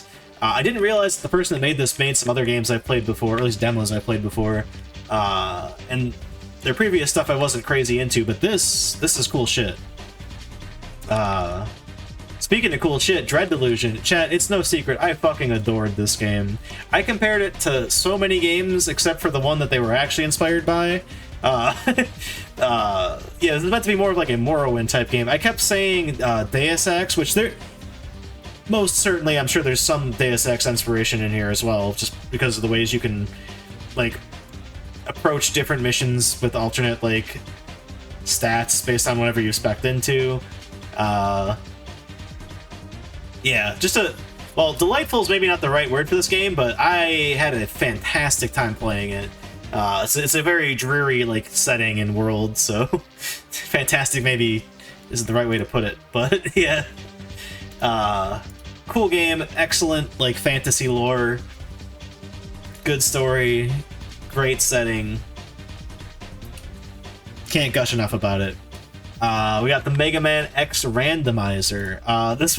This was surprisingly more engaging than I thought it was gonna be. I thought this was gonna be a simple thing that just kind of vaguely shuffles damage around, but it ended up changing a lot. The annoying thing is, in our playthrough, I managed to find the boots almost last, so we were moving pretty slow for the majority of our playthrough.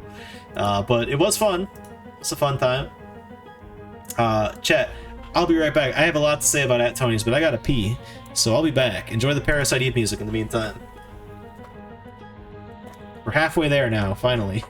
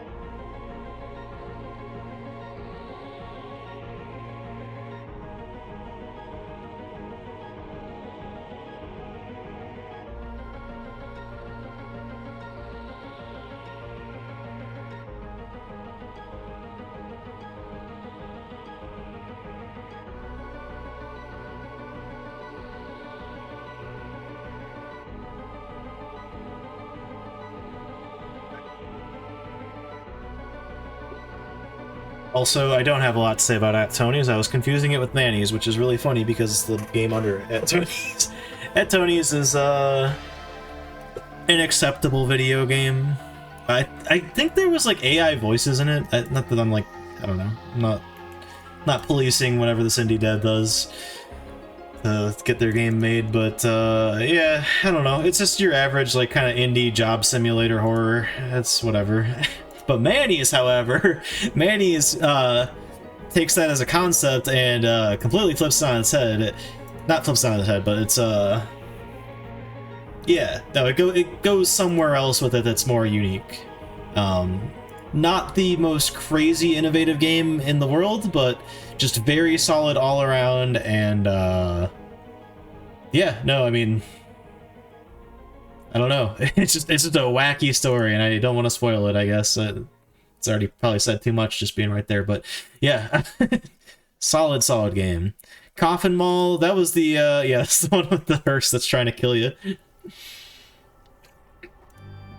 It was okay. I think this was a game I played because it was either made by somebody with it's with the Haunted PS1 team, or it was in a Haunted PS1 collection as a demo.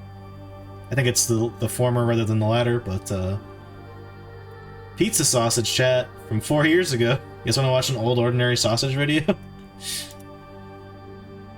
Rental. Chat, this is the first one I don't remember off the list, so here we go. Oh, it was this game, the little Animal Crossing style horror game. Yeah, this is cute. Again, nothing particularly amazing. Death Flush was funny. I'll give Death Flush some credit. It's a funny, silly horror game, and it made me laugh a couple different times.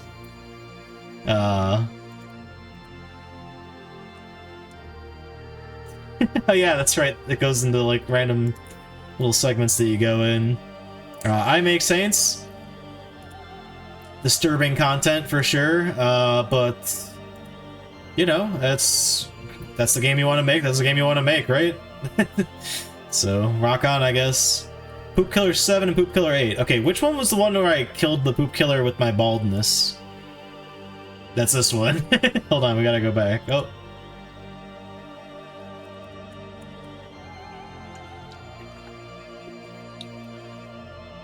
3 infinite shit gems.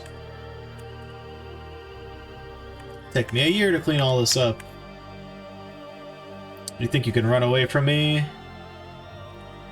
Use the power of baldness, chat. Just use it. It's a command. I like that we have the like final boss music playing right now.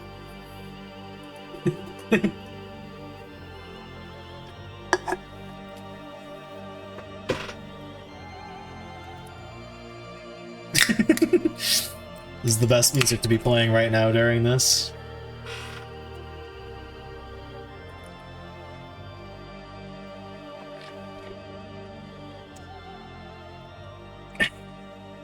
Alright, that's enough of that. Oh yeah, we still died in that situation. Oh shit! Doesn't really matter. This is a very one-off spreadsheet here. Poop Killer 8. I think this one was pretty lazy, right? Because it's just the same... Yeah, it's like a rehashing of the original one. Like, they remade it, clearly, because it's like... I hesitate to say higher res... I mean, it is higher res, relatively speaking. Like, it was different and everything, but... I don't know. It's a waste of effort. I can see why they made the Fart Killer instead. Like, I think they're done with that. They're done pumping out Poop Killer games.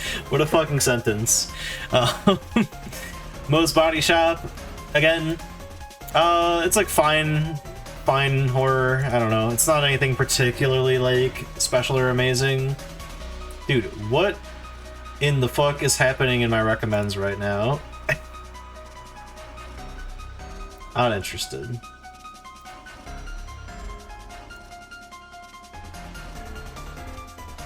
I can only imagine what that video is. I feel like it's not gonna be great. Light stop. Oh yeah, okay, this is that night I played a bunch of like really short games. Oh yeah, I guess I do remember this one. Again, fine. sort of a standard indie horror game. Now this was that atmospheric one, right? I think I remember this one. Oh no, it's this one with the cylinders. Okay, I remember this, yeah. This was like interesting. It's very text heavy and a little confusing on what to do at certain times, but wasn't bad. It's pretty cool, actually. Mummy Mayhem. Wait, that's not the same as Mummy Sandbox. Oh, this is that little platformer game. Yeah, this is when we were like really tearing through that folder of indie games that I have. Emo nerd smashes his room. I'm in this video and I don't like it. No. 15 years. I'm like, wait, what? Yeah, it's a platformer. I don't know. Like, it was fine. It was fun, but nothing crazy to say there. Hi-Fi Rush, however, I loved this game. It was fucking great. Shame what happened to Tango Gameworks. But yeah, just I love rhythm games. I love like hack and slash games. Merging the two together was a wonderful idea, and they executed so well on this. And you guys know, I'm not the biggest Tango Gameworks fan. I don't really like the Evil Within. I haven't played Evil Within 2. I don't like Ghostwire Tokyo. But this was fucking phenomenal. They were on their they're on their S tier Ultra, I don't know, Ultra Instinct SSJ 69. Good ass game. Super Robot Spirits. Oh yeah, this was the Gundam game. Fucking hell. I spent like I spent way more time translating what was on screen than I did like playing this game. But this was a very cheesable fighting game. It's Exhibit A, hold on. God, there's so much fucking dialogue.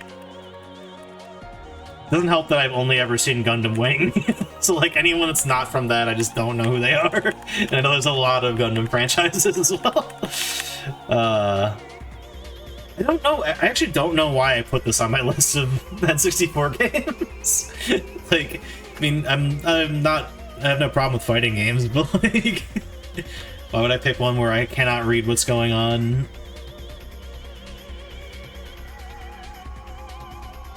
This might be before I had the. Okay, no, okay, I know the trick. Or, wait, do I know the trick? I thought I was doing that overhead kick constantly to. Or maybe it was the punch.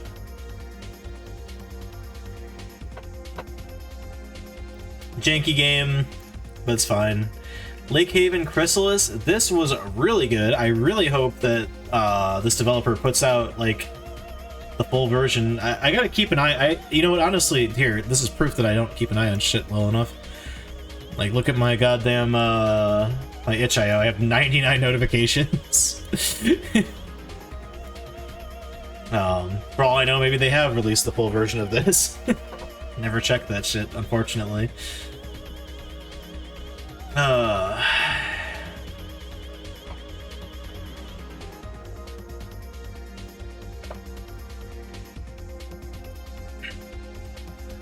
god. I'm sorry.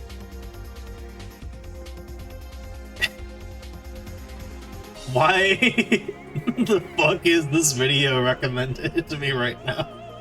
It's 11-year-old meme. Oh yeah, but yeah, anyway, sorry, I trailed off a little bit there. Yeah, very solid survival horror. Playing games like this make me self-conscious because, you know, as you guys know, we were doing it earlier tonight, I'm working on a, you know, fixed camera retro survival horror type game, and when I see them like this well put together, I'm like, shit, man, that bar is pretty high. I need to up my game. Even though, like, mine's a bit of a shit post, but, like, I still want it to not be terrible. Like, you know? At least be something like this. Ow, my eyes. Anyway, Lake Haven was great, and I really hope that the full version of that comes out someday. I will buy that in a fucking second. Unless it's already out and I haven't heard about it. And then, whatever. Oh, yeah, let's go, baby. Not Fever Dream Johnny's best work, but it is a certifiable Fever Dream Johnny game. This was I would never have figured all the secrets out in this game. Like we played it for what, like 10 minutes I think, and I gave up. I'm like, okay, I found some stuff and that's it. Or maybe this is before I've oh yeah, no, this door is where I'm like, how do I get to this door? I had to like look it up. You have to type in a specific thing and then it does this. Whatever. But yeah, freaky game, very rough around the edges, but I mean, it's presented that way, so whatever. Missing Hiker, this is just honestly just another like very solid like indie horror game, but not anything special. Moth House, kind of the same. Last Drive Home was pretty cool. It's again, what's there is very solid, but you can see this is a 7-minute playthrough, and I took my time, read everything. I think they're on the right track to making something really good. I hope to see more out of this developer, whether it is an extended version of this game or something new. Either way, they have some creative gravitas that I hope they managed to put into something larger scale. But I mean, this was still very pleasant to play through. It's just very short. Harvest Festival 64, similar-ish vibes. I don't know. I wouldn't transfer everything I just said about that last one to this, but oh yeah, this is the Workus game. Or, honestly, Workus has made better games than this, but this one's not bad. It's just very like, you know, okay, if you're like a horror fan at all, you can see this and you know what the game is at this point. So it doesn't really go anywhere like interesting or unexpected. You know, like you see this indie horror game that you're playing and it has an opening like that where it's like Animal Crossing and all cutesy. You know it's going to turn into this. And yeah, having said that, it's not the worst thing in the world. Death Trips, perfect video game, nothing to improve on ever. I won't say anything more about it. If you guys haven't seen that game, go play it for yourselves. And yeah, I'm not even gonna pull up the video. Resident Evil 5 Lost in Nightmares DLC. Yeah, I played through this with our good buddy Starlight. Gonna be one of the dudes helping us on our game. I believe he's mainly gonna just be on voice acting duty, but yeah. Oh yeah, I stopped to read all the memos too. We got killed in this frickin' area so many times. Oh yeah, we were playing on professional, so like you have to be right next to them, otherwise you're just dead. But in this part, you need to split up to like trap the guy. It's very silly. Fun DLC. They did pretty good with the Resident Evil 5 DLC, in my opinion. Resident Evil 5 is coming up next in our Resident Evil Marathon, by the way. We'll be playing that next week, actually. Or, not next week. So it's Sunday, right? Not 2 days from now, but a week from this coming Tuesday. So, like, next year Tuesday, not New Year's Eve. We'll be playing through Resident Evil 5. I don't know if we'll finish it in one go, but we'll see. The only gimmick I have for that one is I'm going to play my original copy on my actual Xbox 360. In fact, that is not what's plugged into my capture card right now, but it's... I could swap it out real easy if I wanted to.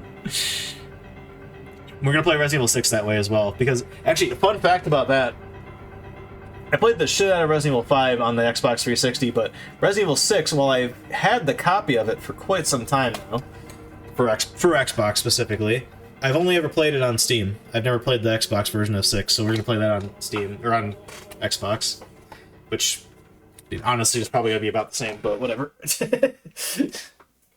Maybe it won't be. Wait, I got this from Walmart? The fuck? Bonus 3-pack of Resident Evil 6 character decals? No, wait, chat. I'm looking at this right now. I mean, maybe I should save it for when we get to Resident Evil 6. I don't know, what do you guys think? Do you want to see, or should we wait for our gift here? Show it? Alright. Chat's spoken. I got scammed. Genuinely, I've never opened this case before. I heard something rattling around, so I thought, like, oh yeah, they're in there, because it says on here, only, I didn't buy, okay, I know now I didn't buy this from Walmart, because I see the tag down here from a CD Game Exchange here for $8 from probably like 10 years ago. But it says here at the top, only at Walmart, bonus 3-pack of Resident Evil 6 character decals. I don't know if you can see that or not. You can see Walmart at least, I guess, but here's what sort of was rattling around in there. It's just an ad for the fucking CG movies. Anyway, it's enough about Resident Evil 6 for now. Sorry to debate you. I genuinely thought that there was something in there. Well, I mean, there was something in there. It was just that. Sorry. Yeah, I don't know. Dude, why do I keep doing this? Fun DLC. It's fun to do more of a survival horror type thing in the Resident Evil 5 engine, which is what that DLC was. Also, with our good buddy Starlight, we played through the first Call of Duty Black Ops. We listened to that. We caved. We listened to that one guy when he said, "Play Black Ops now." We did it. Got his wish. No, yeah, I was just fucking around playing some zombies with the God, what was that map? Or not map? The DLC Resurrection. I remember that. It was fun. It's a fun time. Genuinely, I was only playing that because Starlight was like, "Hey man, do you want to play Black Ops sometime?" And I'm like, I'll play Black Ops sometime. He only plays older games, so like, I assumed he had meant to play it now. Hold on, can I? One sec. I think I probably uninstalled it, but yeah, I did. Sorry, chat. See? It's not installed. Thank God. Okay, also, thank God this is somebody that I don't actually know. I put nicknames next to like everybody I know because they change their usernames a lot. Thankfully, that's just an internet stranger. Oh God. But yeah, honestly, you know what? I got a lot of critique, like, socially with what, where Call of Duty is, like, in the social sphere of gaming. I'm not gonna go on that rant now. But, having said that, they're fun games. I'm not gonna say that they're not fun or anything. I get why they're so popular. It's a fun time, but... Motor Doom. This game was fucking crazy. I already said earlier when I was going down the list that I love Tony Hawk style games. This was a new release this year that was very Tony Hawk inspired. Also like Dave Mirra's BMX style type game with you know, its own little twist on it as well. So hella fun game. It was very easy, but also we learned after the fact that, like, playing as this character is, like, easy mode, so kind of fucked that one up, but, oh well. Maybe I'll play it again with a different character someday. Glass Staircase. Surprisingly, like, depthful storytelling in this game. I was not expecting as much as I got out of this. Really fucked up checkpoint system, I will say that, but... this game was pretty cool, overall. Except when things like this happen. It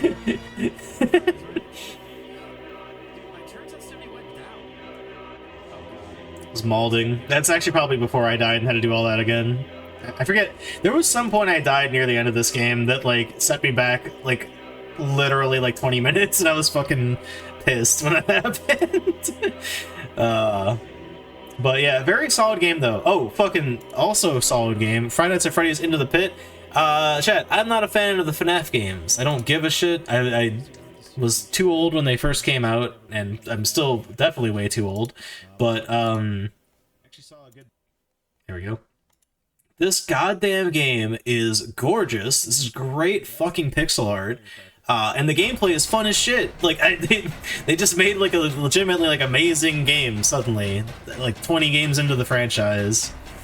But, yeah, I had a really fucking fun time playing Into the Pit. It was great. Genuinely, I need to play it again, because I want to get, like, the true ending. That's gonna involve some crazy shit. I love the custom difficulty in that game, too. Dude, that game is really good. I don't know. Speaking of games, dude, okay, I was just on a fucking tear playing good shit. Alan Wake 2 also was insanely fucking good. I liked that quite a bit.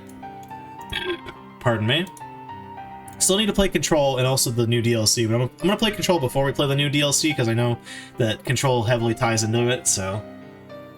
but yeah, and the DLC for it, was, like, overall good, I think, but Like, the first one was awesome.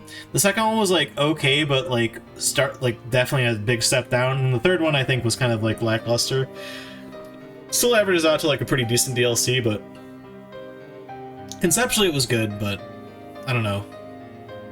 They didn't... Oh, wait, no. The second one was the one with the amusement park. No, that was the worst one by far. The last one was the one with the text adventure. Yeah, that one was okay-ish. It's pretty good. But, yeah, the one that does tie into Control, I don't even know anything about Control. Maybe it would make me like that part more, like if I had played Control, but just, I don't know. It was pretty bland, and also a very clear rehashing of content that they had, whereas the other two felt like a creative reuse of stuff. Actually, hell, the third one, they went all out and making new stuff, seemingly, so that's cool. But yeah, that's Alan Wake 2 and the first DLC for Alan Wake 2. Crawl, very cool little indie game. It's very basic, but like methodical, unique game mechanic of like documenting stuff going on in this like very cramped crawl space. Cool shit. Super fun world. Yeah, this game. This game, chat. Goodbye, bitrate. But yeah. I don't know. It was fine. Nothing amazing. Carmageddon 64. Chat, we're so almost there. Look at that. We've only got like 60 games to go. I was expecting this game to be like miserable. It was only like kind of bad, so I'll take that. That was a fine conclusion to that game. Managed to knock it out in one day too, which is nice. Lego Racers, this game's very fun, very frustrating. You guys have seen my clips of me playing this game and cussing out this children's video game. It's very hard for a racing game, but it's a good game. It's a little broken because like there's like a dominant strategy and not really any reason to do anything other than just try to warp in every map, but still, it's still pretty good. Shadow over Normuth, great setting. Kind of a goofy-ass combat system for everything else going on in the game. Like, I don't know, it's too fluid. Like, it should be less fluid for how... Or, well, even the presentation of the boss fights, it makes it... It feels like you're playing some, like, modern setting Dark Souls type game. It's the dumbest way to fight this. But yeah, I don't know. What was there was cool. It just not like not really pushing that barrier into like truly amazing indie experimental stuff. Stargazing 64, very short game. It's just, you know, kind of has the vibes of Majora's Mask, but evil, I guess. We got a couple, here's a bunch of short ones. Nightmare Superhighway, little atmospheric vibing type game. It's cute, but nothing crazy. Liminal Gallery is super creative and deserves a lot of fucking praise. But I also felt like I was breaking every puzzle I did in this game. So, could be a skill issue, admittedly, but it's, yeah, just technically speaking, this game is crazy good. And it doesn't last, like, it doesn't outstay its welcome, because, like, you kind of, there's only so much mileage you can get out of a lot of these tricks with this game, and it's good to see that they didn't, like, try to drag it out into, like, way too many levels of rehashing the same things over and over. Really solid. I guess this should be under demos, not under games. Hanako's Late Homework. Aesthetically, this game is on point. Gameplay-wise, it is kind of basic. And storytelling, there's not really anything there, but it's atmospherically, like, this game is impressive, but beyond that, I don't know. Legend of the Blue Sword. Oh, this is a Warcus game, right? I think? Yeah, made by Warcus. This game... Oh, no, okay, this isn't the game I'm thinking of. This is the, like, first-person medieval adventure. This game was okay. It's, again, nothing crazy. I think Warcus has done a lot more creative stuff than that. Peter's House. Decent storytelling. You know, it's very small, focused, like tight indie game. It excels pretty well at that. It's paced very well, short and sweet, gets in and out with its point. Congrats to that. Oh yeah, The Witch of Sharon Forest. Dude, by accident, we somehow played these two in order on the same night. But yeah, this is sort of a, I mean, I guess you could say the same about the last one, but,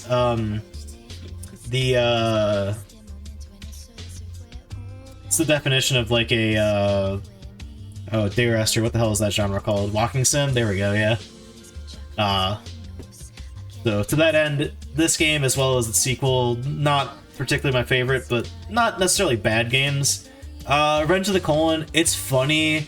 I shouldn't have 100% or good ending to this game. Like, it's very tedious to heal every single thing inside every stomach, and just going through it would probably be a lot more a lot better experience. But that's just like, I don't know, my 2 cents on the matter.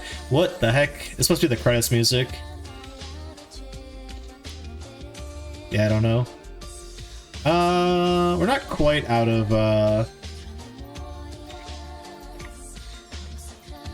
songs here. But yeah, I don't know. A little too tedious to really be as funny as it was trying to be, but it was funny at times. I feel like I keep saying these games that are about like farts and colons and poop are funny. Next time I have the humor of like a 8-year-old. And you know what?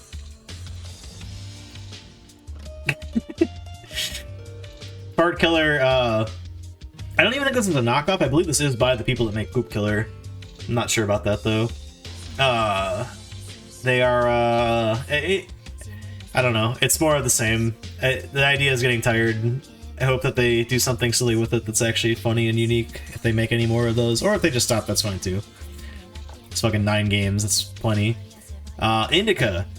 Very funny that I played this game literally, like, not even, less than a month before I started partaking of the marijuanas. I called this game so many, like, different names while I was playing it, like Indica. I'm sure I said Indica at some point, but I remember this game looking better. Hold on. That's why. I'm like, this game looked pretty good, I remember.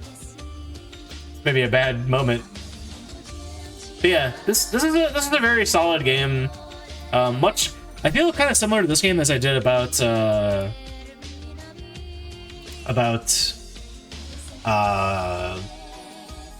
Alone in the Dark remake. Except this is an original IP, so I guess I'll give it some more credit on that front. This does also kind of equate to like mostly a walking simulator. There are puzzles and like action segments and stuff, but like at the end of the day, you're mostly just kind of like moving forward in this game. You could probably boil a lot of games down to that, but I respect this game for what it is, but not at the top of any of my lists personally. The only cool thing was like the one mechanic of like holding the demonic stuff inside of you was a neat little puzzle mechanic. The story is pretty solid in it too, but overall not particularly like something I'll, you know, remember forever and ever, like some amazing landmark game. Morning Tide. Very short little fishing game. Very, very standard indie horror type thingy. Birdwatcher, also similar, you know. Not shitting on whoever made these, but they're just sort of like, you know, what you'd expect out of what these types of games are premise-wise. This might sound like a backhanded compliment, but like inoffensive is maybe the best term for them. Oh, Hamlin's Journey. Okay, this is the thing I was thinking of, which is also by Workus and someone else. Yeah. I found this game to be kind of frustrating with the way it plays out. Just kind of like weirdly balanced. And, like, it disincentivizes you to like use new creatures when you catch them because they all level back down to level 1, so like you'd have to like grind their levels up to like get them to be as good as your other guys that are sitting around you. I don't know. And then just having the shinies in there is just kind of weird. Again, not Workus' best work, but Workus has made some sweet shit in the past. Motherfucking hard time, chat. Oh god. I remember oh god, I had to bend so many, or like, fiddle with so much shit to make this work. This jank ass game. This M. Dicky game. And it may have taken us 6 hours, but we, I'll tell you what. Alright, true. That's what the game said earlier. We served our goddamn sentence. Oh, moment of silence for the, Wind back 6 hours ago when I said there's no way we're gonna boom, win this time. boom, boom, boom, boom, boom, boom, boom, boom, boom, hey, hey, hey. The fucking theme song in these games. Alright, put the Parasite Eve music back on. Hello? There we go. Yeah, I don't know what else to say. It sure is a prison simulator. For how old this game is, it's actually kind of impressive all the stuff it does. We replayed through Chameleon Twist, but this time the Japanese version, and fuck that bowling minigame. Otherwise, we 100%'d it. I mean, well, we did 100% it. I did beat this bowling game. Let's see, how long did this take? We walked in here at 1:15. Alright, it didn't take in an hour, but still, that's still a lot. Also, I got so tilted with this because we got so close to 200 like so many times and I just couldn't clutch it. Anyway, going back to hard time, then we played the 2D version of this. This game is very silly.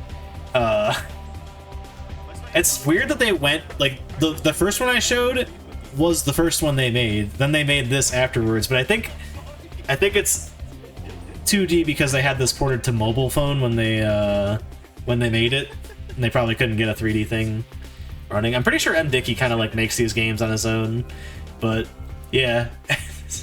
Honestly, it's weird how like close that is to the other 3D version. It's just a little jankier because it's hard to tell like where you're sitting in relation to people when they're trying to fight you or do anything near you. Hard Time 3, I'm gonna be honest, bit of a letdown. It did not really deliver on the same, like it didn't really improve anything, and if anything, it just made like ways of getting money or shortening your sentence or anything else just like a lot more complicated and harder to execute on. It's just an annoying game. But we escaped jail in that one, counting that as a win because the credits never actually roll in it. Same happened in the 2D one. Mundawn. This game was pretty frickin' neat.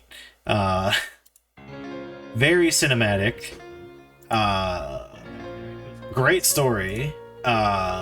And yeah, just cool moments all throughout it. I'm trying to think of like if there's like really much I had to critique on it. The only critique I have is like playing it on hard was a little rough. We had to like cheese a couple of the kills with the enemies because like I just didn't have the ammo to like kill them, and meleeing them was not an option.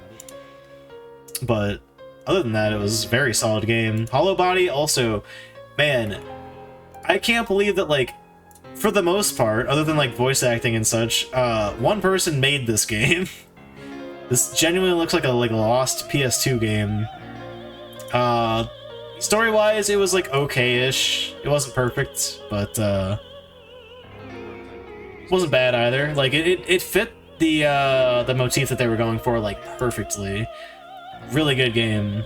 And Silent Hill 2 Remake, man, I had to eat my words. I was expecting Silent Hill 2 Remake to be just like a good game, but not like anywhere near as good as the original or anything like that. I would dare say they hit the mark perfectly. The only rub is that they do play very similarly. Obviously, there's modernized like combat and stuff like that, but like, I've said this before with like remakes and stuff, but like it is nice when a remake kind of deviates from like the core idea of like the gameplay, because it makes it makes it its own thing. Like comparing like original Resident Evil 1 to like Resident Evil 1 Remake is a good example of that, or even how Resident Evil 2 to Resident Evil 2 Remake. Like, or actually, Resident Evil 4 to Resident Evil 4 Remake is maybe even better comparison there. But where it's like there's similar ideas, but like it's a different twist on it that's more modernized. I think that's how you should do remakes if we have to sit here and fucking do remakes because they're more marketable or whatever. That's the kind, like, people should take lessons from Silent Hill 2, and I think they are taking those lessons right now. It's a damn shame that like Alone in the Dark just was kind of mediocre, because I think that there's some genuinely like good stuff in there. Like it has a good balance of like puzzles and action and stuff. But yeah, it just really isn't like a great game at the end of the day. Whereas Silent Hill 2 Remake I think is fucking fantastic. I was not expecting it to be as good as it was. Well, we're gonna go back to that and get the other endings. I just haven't done it yet because there's been so much shit I want to play, chat. But good game. Also, another good thing with remakes, they did not skimp on remaking any of the areas. They didn't shorten them or cut them out or anything like that. If anything, most of them are longer. I still stand by that I don't like the labyrinth segment in either the original Silent Hill 2 or the remake, for different reasons. Actually, I guess kind of for the same reason that they're confusing to navigate, but like they're confusing to navigate in different ways. In the original, like they're just, the hallways are too samey. In the remake, it's just that like you have like a mind-bending like rotation puzzle you have to do. Nightmare Creatures, I was expecting this game to be a gigantic pain in my ass because I've heard it's like a super fucking hard game. It wasn't easy. This was a hard game for sure, but it's pretty good. I had a fun time playing through it, and it wasn't like overwhelmingly difficult. The only thing that sucks is the final boss. The way they set him up and the way that, like, you can see my playtime here, like, it's the majority of my last stream of the game. Because he only takes damage from combos, like, the combos aren't the easiest thing to execute, and because I came into this battle with not a lot of healing, I just had to be on point to fucking beat him. It's, yeah. Armored Shell Nightjar. Cool idea for a game. Pretty frustrating overall. You're basically like piloting a mech with a bunch of different levers, but it's like a getting over it style platformer, where you're like in a mech with a jetpack, basically. Cool idea. The like 10 by 10 pixels of screen is a choice for sure, but yeah, I don't know. It's a neat game, but not my favorite by any measure. Chalice Bound, I remember liking this one. I was very short. Oh yeah, it's this thing. Yeah, this is cool. It's a cool little dungeon adventure. I wish it was more like I don't know if any of these are projects that like he's looking to expand on, but like if there was more content to this, I think it could be like really cool. But yeah, neat little game. Ocean Work, loved this. I'm sure at some point I said Ocean... Oh, wait, no, this is not the one I'm thinking of.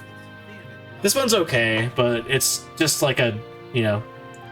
like, not infinite loop cycle, but like a money-building type, you know... almost like a clicker game, but like with more interaction from the player. So that, I'm not into it, but, you know, whatever. Resident Evil Degeneration The N-Gage. Man, this fucking game surprised me. It was a pain in the ass to get set up, but... this is a like surprisingly competent and fun to play game. It's certainly not winning any awards tonight, but it was fun. I had fun playing this. It's a good time. It's basically like a proto version of like Resident Evil The Mercenaries on 3DS. It's like, as you can see here, like it has all the like combat beats of like Resident Evil 4 or 5, but it's on the N-Gage. But yeah, cool, genuinely cool game. Somehow I don't know, I was not expecting that to be good. Spirit Rest, is this the... No, this is... Oh, it's this one where you go around and get the orbs. Yeah, this was like okay, I don't know. It's a lot of like empty space to float through and kind of tedious to find all the orbs, but we did it eventually. No, I looked at a video, I think. No, it was this one I think is the one I looked at the video for. This is the other platforming one, right? Oh no, it's this one. This is like the card collection one. This was very cool. Like this one a lot.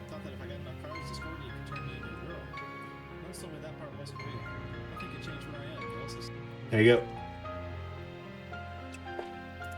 Chambers of Inadequacy. Oh, this might be the one I'm thinking of that I looked up. No. This is the one with the narrator, the not overseer. What the hell you call him?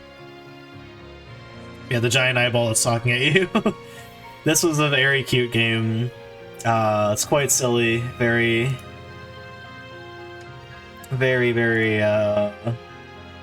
cheeky type of little short indie game. Shittin'. This is it's like the bug FPS game. Nothing's wrong with this game, but it's also not really particularly like innovative in any way, shape, or form. Visage, chat. That's not Visage. Visage was great. I love this game. Some of the puzzles were a little bullshit, but that might just be me being salty. I don't know.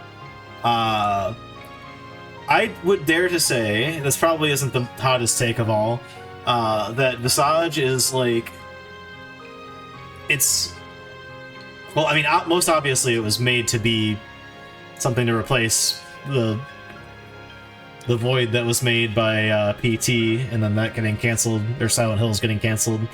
But I honestly think, like, if Kojima had managed to get all the way, like, finish with PT, or with Silent Hills rather, it probably would have ended up being something like this. Even, like, at that level of quality and stuff like that, I honestly can't see how you take something with that teaser and, like, take it anywhere further than this. This is, like, that idea done to the nines in a feature-length game. But it's not like the best horror game I ever played by any measure at the same time. But still, really solid. Definitely a landmark, watershed type horror game that has and will continue to inspire games as much as its source material did. Rakuga Kids, chat. AKA Scribble Kids. This game was, I don't know. It was fine. Visually, it's very cute. It's not all that fun to play. The specials are kind of hard to pull off, and some of them kind of suck also. But we played it. That was a game. Fatal Frame. I have finally played a Fatal Frame game now this year, chat. This was great. I liked it a lot. I don't know what else to say, really. It was solid. That's all. Yoshi dead and loving it. Very silly little, it's like an indie game, but it's like an indie game made by a child, so I don't want to, like, critique it, like, too harshly. It's a goofy little, like, multimedia fusion type game. They just have, like, random shit all over the place. Yeah, that was silly. We got Please Don't Litter. What is this? Oh, this is like the cyberpunk type thing, yeah. Again, very small scale type game. It does what it's trying to do fine, but it's nothing particularly crazy. Same goes for this one. What the heck is this called? The Infernal Masquerade. This is literally just first-person Minesweeper. But you put a rose on people to, like, mark them as mines. Then they say over their head, like, how many vampires are there. They're same thing as landmines. Aikatsuki. I'm probably butchering that. No, this is the one I looked up the guide to, because I couldn't figure out how to feed the fish properly. It gives you, like, special powers to, like, get through the rest of the game. This is a very neat game. A little cryptic, and also simultaneously a little too simple once you understand how it works, but it's still solid, like a neat little project here. Fear was fun. I kind of got what I was expecting out of it, just like a shooter that was probably really good back in the day and is kind of ancient by today's standards, and that's what I got out of it. It's fine video game. Endless Blue. Oh, this is okay, when we were that other ocean game, this is what I was thinking of. This one's actually really cool. Yeah, so this is Again, another retro survival horror type game that is going to make me feel indefinitely inadequate when it comes to my own retro survival horror game that I'm working on currently. But whatever. I need to not think like that. But yeah, just a cool little game. I hope they see this project through to the end because it's pretty neat so far. Not a lot of content in it currently, but the core system seems really good. Westwich Castle. Is this also by that one guy? No, it's not by this one guy. This was just kind of like a runaway from the Bad Man type game. Well, actually, the first half of it was not like that, but then it turned into that, which is weird. Oh, we're actually at the end now, chat. Let's go to the Bomberman Hero OST. We'll just go in the middle of it, why not? But yeah, that was Westwich Castle. Not a particularly impressive game. Oh yeah, 1. That's what we came back to our PS1 marathon with after our big break. 1 was cool. I feel like it's similar to MDK, and it's just like kind of like a big dumb action game. But aside from a few complete bullshit parts in the last level, like stupid platforming sections that like lasted 10 hours long and a single ball would lose a life. Overall, like really solid game. It was a fun time. Alright, I'm gonna check really quick. What did I give 1 versus MDK? Alright, MDK we gave a 6.5 out of 10. 1 we gave a 7.5 out of 10. I think that's appropriate. I agree with my own rating here, shockingly. Cool game. Yeah, how do I... Where's the fucking... Oh, yeah, we were on the, like, final boss for, like, the majority of our playthrough, almost. And the other... Yeah, the last level and the subsequent boss that you get to after it are, like, most of what makes up this playthrough. But yeah, this fucking nonsense you have to jump down here. The worst part of this is, the last one... So there's, like, 2 of these shafts you have to go down this level. And the last one of them has a checkpoint at the bottom, but the first time I got down there, I didn't hit the checkpoint, so it didn't trigger. So I had to do this twice. After fighting the final boss and dying to it the first time, I'm like, oh god, I have to go again? Jesus.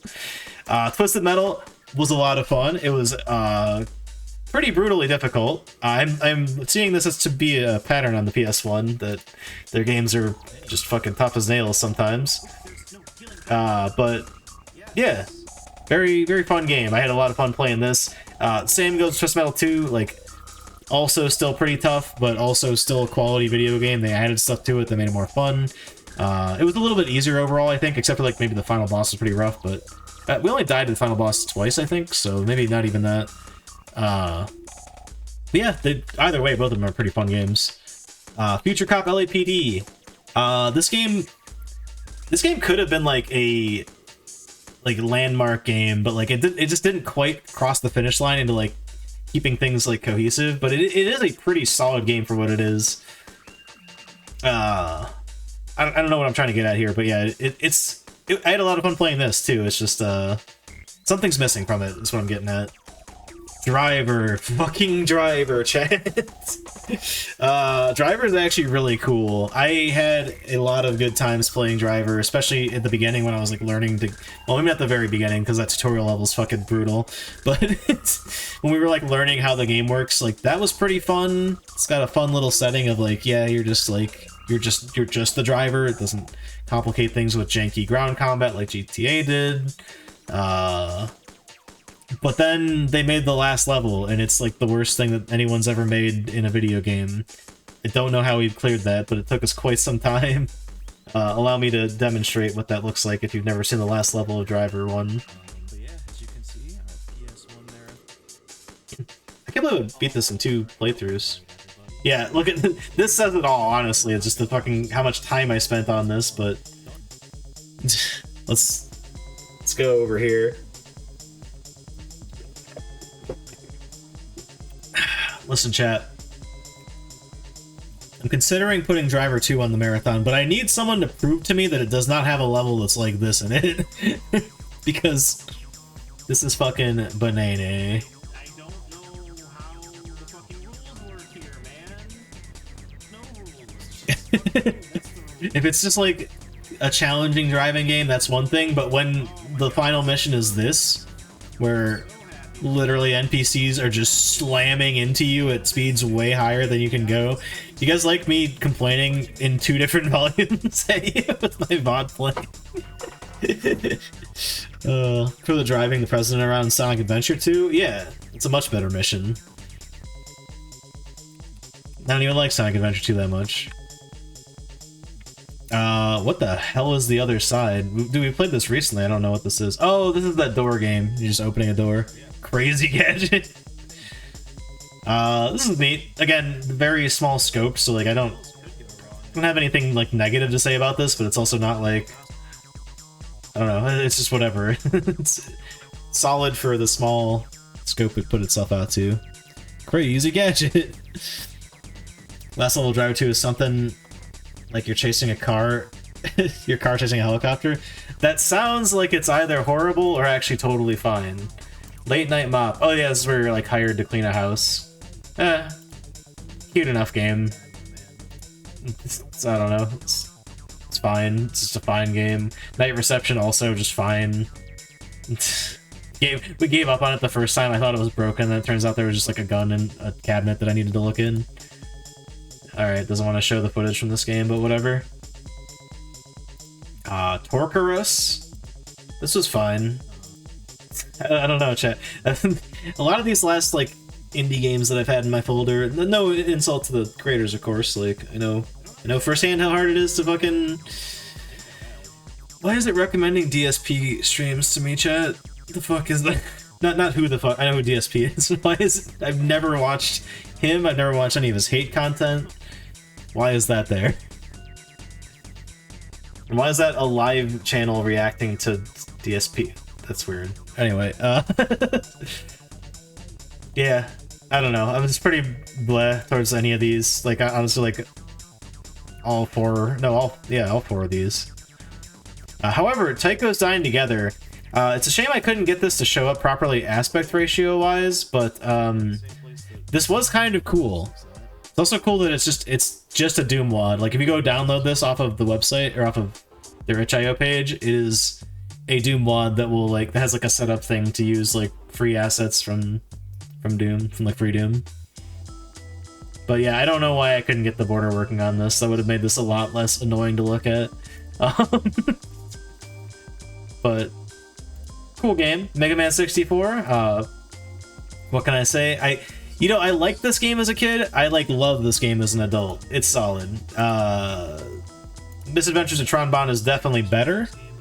And I know that the PS1 port of this game is more highly regarded, but this is from our N64 marathon, chat. But I love the, like, it's not even cyberpunk. It's like steampunk with robots, so it's like steam cyberpunk aesthetic of the Mega Man Legends universe. I'm very excited that we're going to be playing Mega Man Legends 2 as part of our PS1 marathon. That's quite a few games down still, but it'll happen eventually, you know?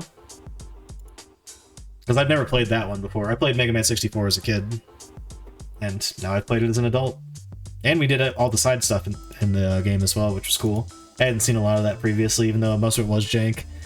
GTA 2, chat. That's what ate up most of our December, honestly, just looking at, like, the stream dates.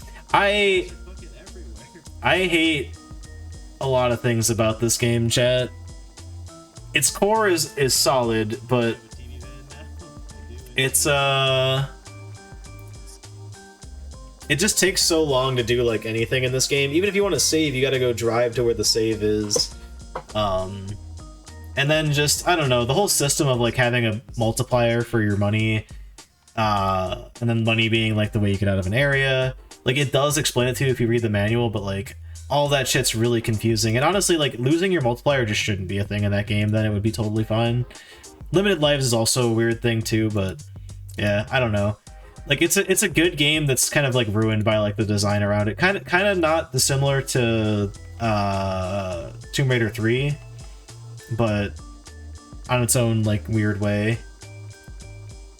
Oh, not GTA 2. Mouthwashing.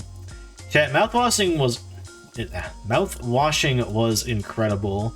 This is how you take like a small scoped idea and like don't go too crazy with it, but just make like a super tight narratively driven like indie horror game. Like there are a few examples as good as this. And shout outs to our friend Carly who showed me this game. I somehow didn't, well no, I had heard of it, but I wasn't planning to play it. I didn't like know it was amazing. Like could have missed out on that, but thankfully we didn't. That was very good. I'm sure a lot of people are echoing that sentiment right now and talking about best games of this year, but it's really fucking good, so you know. And then we played Resident Evil 4 on the Wii, going back to games that I think some of you guys think I might hate, but I actually like a lot. I do not care for this Wii version. Let me be clear about that, but I mean, Resident Evil 4 is just an absolute classic, and it shines through even in this like janky-ass port. Like, it's still like, you know, a super fun game to play through. God, especially at the beginning, it was hard to aim anything.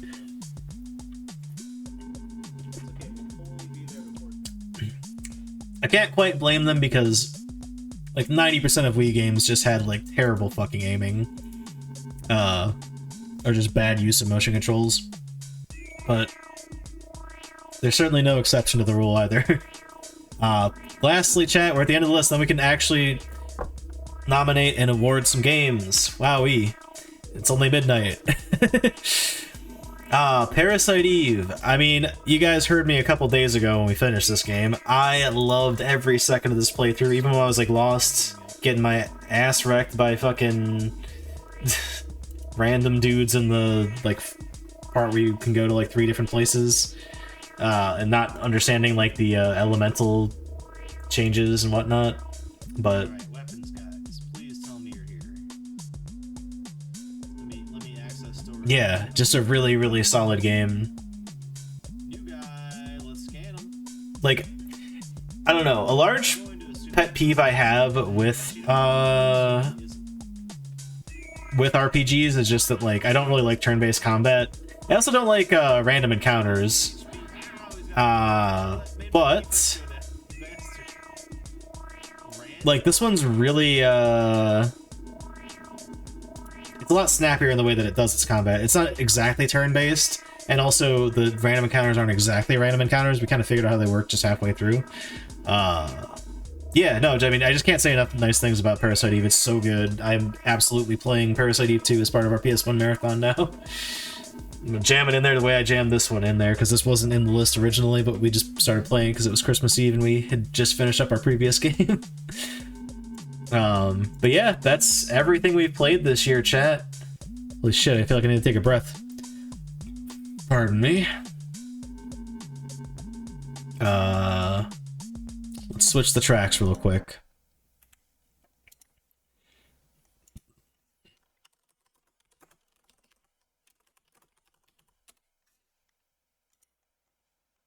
I'm gonna need more than 5 minutes for this.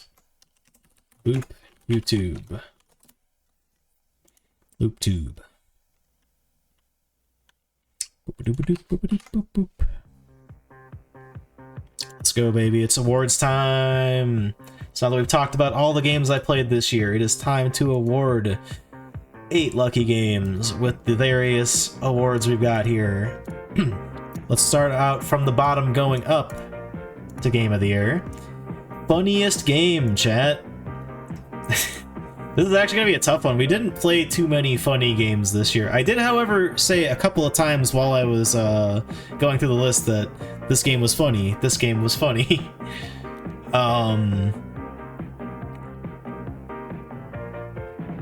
Let's go into StarCraft 64. I'm kidding.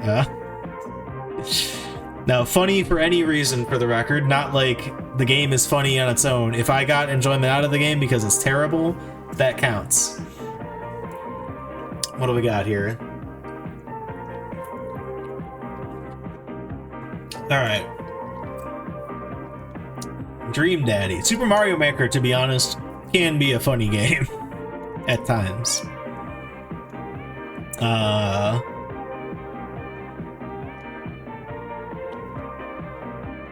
Yump 2. Pretty funny fellows over there at Jump Team. We got a couple memes out of Siphon Filter too, but not enough for me to even consider this being funniest game of this year that I played. I was seething too hard in Tomb Raider to find it funny. Poop Killer, I don't know, man. Poop Killer 5 was like more impressive as a game, but not really like something that would fit funny. Lifeline, okay, that's a pretty strong contender right there.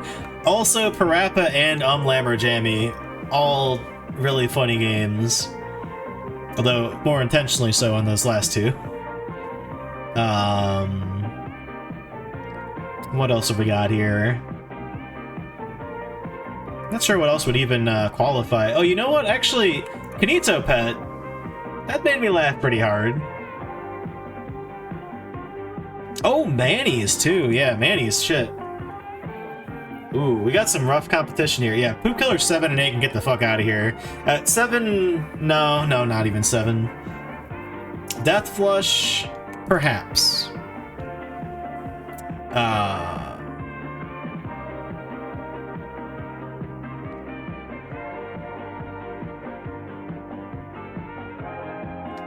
What else have we got as potential? Oh shit, chat. Oh shit. We're not even doing nominations, chat. Death Trips is the funniest game I've ever streamed. Go download it and play it right now. It's the award for funniest game goes to Death Trips. There's no... You can't. You can't beat it. Alright, best writing. Now this is going to be incredibly divisive, and I'm sorry. I don't know what I'm picking here, so I have to go down the list here.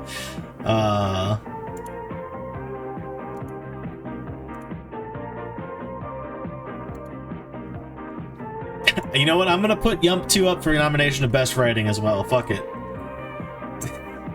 It's my award show. I can do what I want.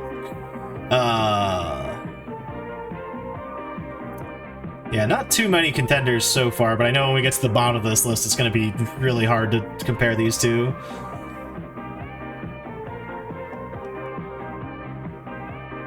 Hybrid Heaven has some pretty good writing in it. You know what? I gotta put Parappa the Rappa on the list here, just because there is an entire subplot where Parappa has to poop, and that's one of the levels that you play through. What else have we got here? We didn't really, like... I know I didn't narrate the story of StarCraft 64, but I'm sorry to piss on StarCraft, but, like, it's not winning best writing. Had the poop song in my head for 25 years. Nice. Dun dun dun dun dun dun dun dun dun dun dun dun dun.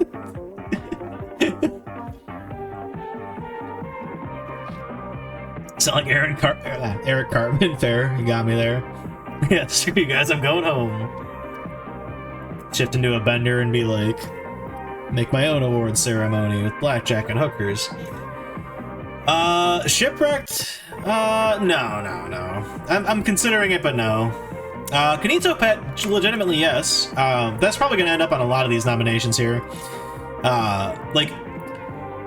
I don't know. Shipwrecked is it's complicated. I have kind of a vendetta against ARG games, so maybe I'm being unfair here, but I don't give a lot of credit to the quality of the writing of that game. Our Friendly Neighborhood was pretty solid. So here's where we start getting weird, because obviously there is a big, like, differential in terms of, like, workforce size between something like Kanito Pet, that's one person making a game, to Our Friendly Neighborhood, where they probably had a dedicated writer, if not multiple. I'm still gonna pit them against each other. I don't care. Sorry. I gotta pick something, so I'm not making even more subcategories for indie versus not indie. I am scaling them appropriately and keeping that in mind in my selection of what best is here. Okay, you know what? As mid as A Man of the Adventure is, I could put it up as potential best writing, but probably not. It's definitely on, like, the lower slide. I'm gonna have to, like, be convinced hugely. Oh, Manny's absolutely. Maybe Echo Stasis. I gotta think about ectostasis, so I'll keep it in my head here. I was gonna nominate one of these as a meme, but I have so many already nominated, I can't. Hi-Fi Rush has to be on this list of best writing. I'm sorry. It may not win, but it might. I genuinely don't know where I'm gonna put this. Lake Haven Chrysalis also had some pretty good storytelling in it. It was a little basic as I recall, but like, it built up to something interesting at the end of this demo. So, I don't know. I'll leave it on as potential.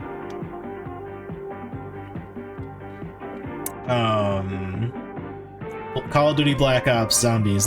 I'm nominating that one. No. I might have nominated Five Nights at Freddy's Into the Pit if I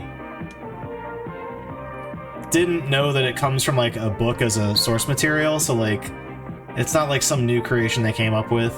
Obviously Alan Wake 2 has to go on this list. That is the most unfair comparison to any of the other games on this list, though, because that's giant team, super hyper professionals. No offense to indie devs, I'm an indie dev, much love to indie devs, but like, I had to acknowledge that the ability of writing a story for the person that made Lake Haven Chrysalis is not at the same level as the team hired to do Alan Wake 2's writing, which is immaculately well executed on.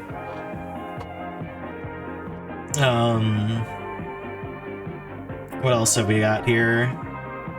A lot of these don't even have writing in them because they're just like atmospheric games that didn't stand a chance, chat.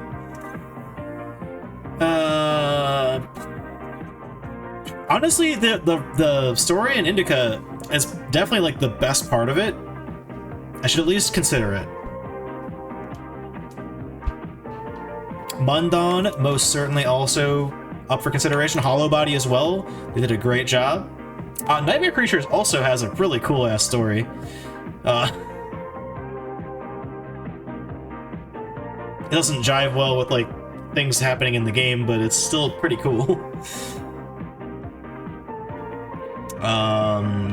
We have way too many things nominated right now, chat. Visage also, I'd say, has some great writing in it. I don't know where I'm gonna land here. Fatal Frame also, fantastic story.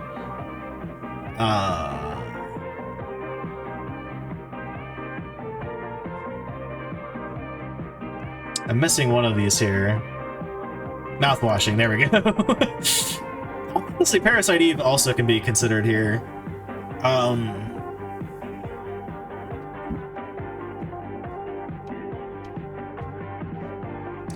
This is a very hard one to pick, chat. Any one of these games is most certainly deserving of being recognized for its writing. Hands down, including Yum 2, that's not like a meme or anything. Like, okay, that is kind of a meme with that one, but it's a meme in the way that, like, the people writing, like, little stories and, like, little joke boxes like that in that game, they are shitposting very efficiently.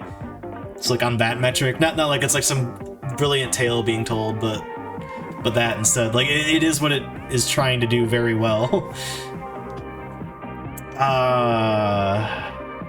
Oof. These are a lot of heavy hitters, chat. And I think I've decided I am genuinely sorry, Mouthwashing, but I'm giving it to Alan Wake 2. Again, it's really not fair stacking those games up against one another, but it's just what it's gotta be, chat.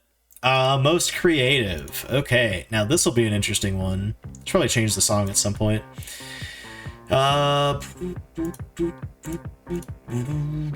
Duke Nukem 64. Instant win. No.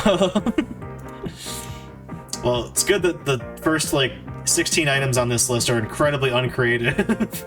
Honestly, Hidden Deep's kind of creative.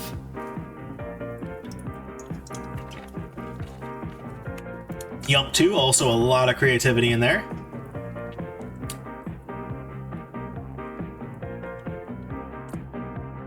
It's unfair, but I can't justify putting Ocarina of Time here but it's just because like I've played it so many times that it's just not innovative to me. So I don't know where to like place this, like relatively speaking. I don't know. I'm just gonna have to exclude it.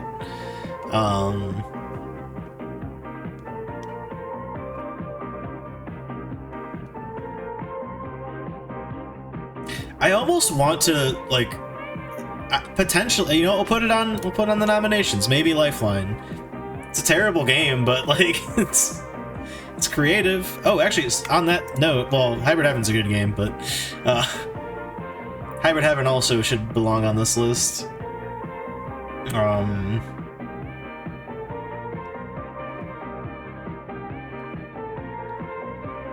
Tomba, the first Tomba is pretty freaking creative.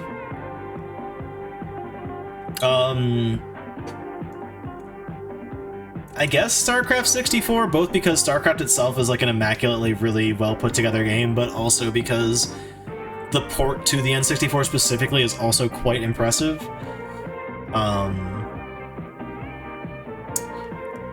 Ooh.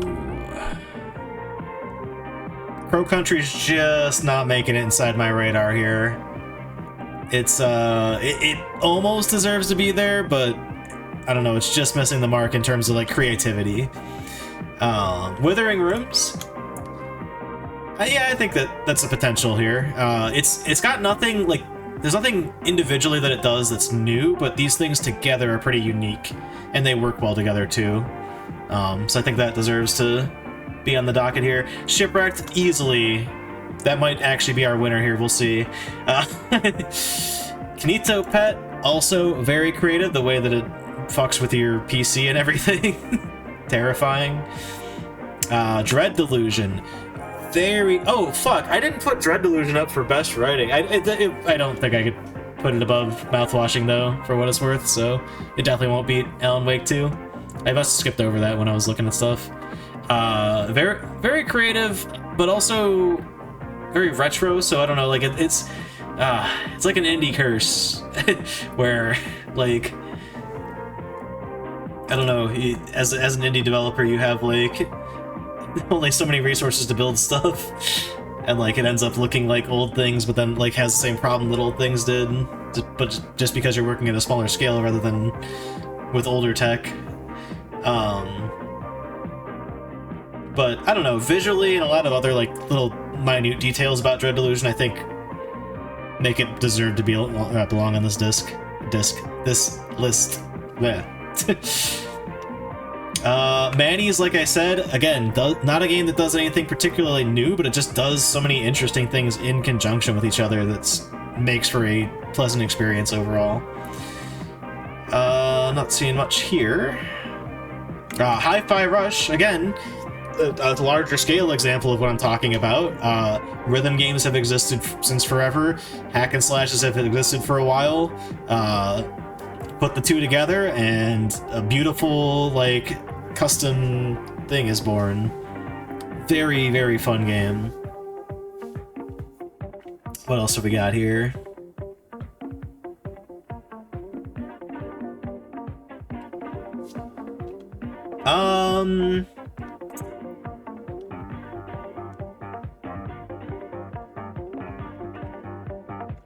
I mean, certainly Alan Wake's pretty creative. What else have we got that could possibly be a contender here? Carmageddon tries new things, but it's not really good. Oh, Liminal Gallery certainly is one that would be a potential winner here.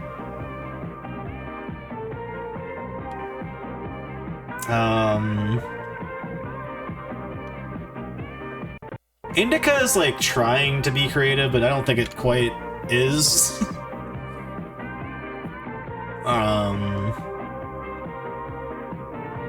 Mundawn is pretty innovative. Hollow Body is more impressive than innovative. Like it genuinely simulates like a long lost like PS2 game like perfectly. And likewise, I don't think I could ever nominate a remake for like most creative. That's ridiculous. Nightmare Creature is pretty creative. Armored Shell Nightjar is, while not a game that I enjoyed very much, it was a unique like experience, so that's something noteworthy.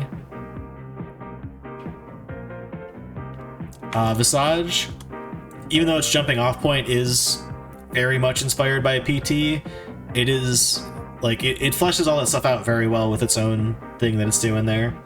So certainly goes there.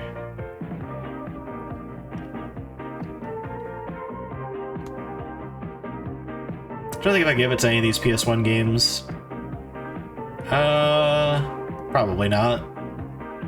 Oh, actually, except for Parasite Eve. Parasite Eve is great. Take Those Dying Together doesn't quite deserve that moniker. It's like nearly there. Alright. We gotta pick one now. Most Creative is a weird award, but I wrote that down, so I've gotta pick something for it now, chat.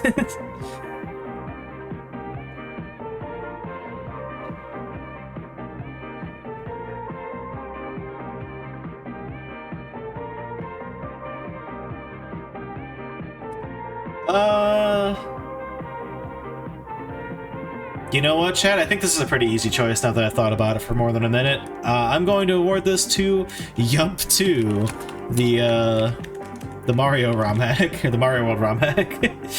There's just so much, like, creative energy from all of the different, like, it is a whole team of people, and it's, like, I don't know, like 9 or whatever people, but, like, I mean, sure, they don't need to make a core engine because they're just modding Mario World, but, like, the amount of, like, insanely unique things that people make happen in that game, it's just super amazing to see, and that is like one of the most creative hacks I've ever played in my life.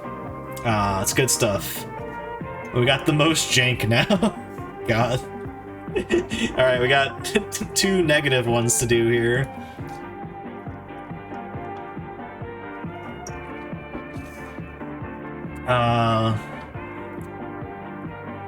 Well, Mario Maker is in fact full of jank, so we gotta put that one up there.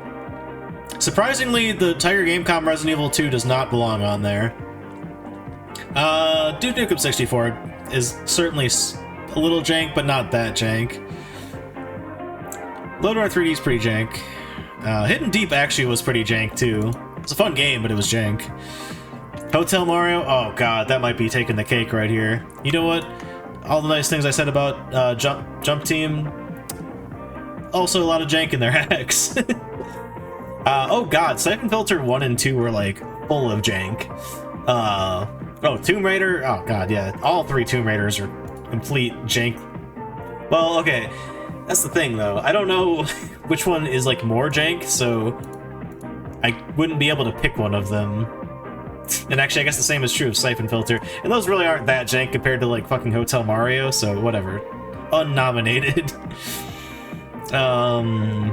Sonic Jam. Oh, man. Okay, that was pretty fucking jank. Sonic Trouble was...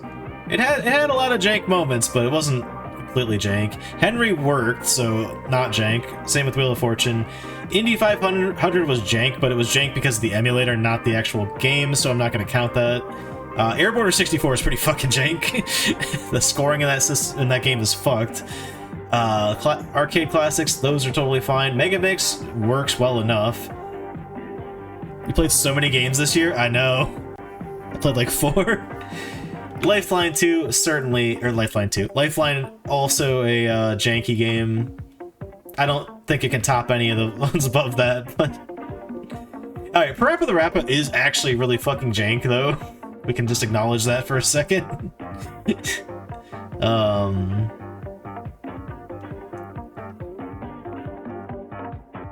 Batman and Robin was jank. Not just because of emulation errors, there was jank on top of that. Rappa barely functions. It's crazy, right? Wally Bear. No, Wally Bear and the No Gang isn't jank. It's just like stupidly difficult for no reason. MDK was pretty jank, but not jank enough for me to consider it the most jank. That fucking Jurassic Park game, also very jank.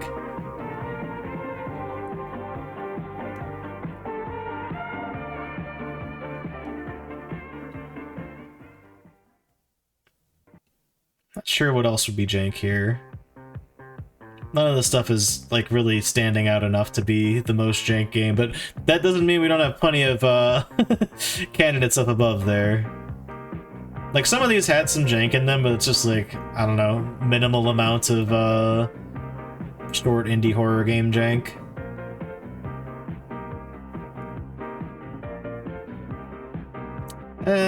Carmageddon was pretty janky, I guess, but I don't know if it was the most janky thing that we played this year.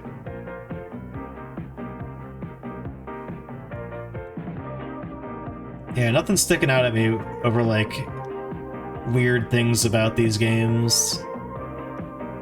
Actually, Hard Time 3 is pretty jank, especially considering it's the newest one.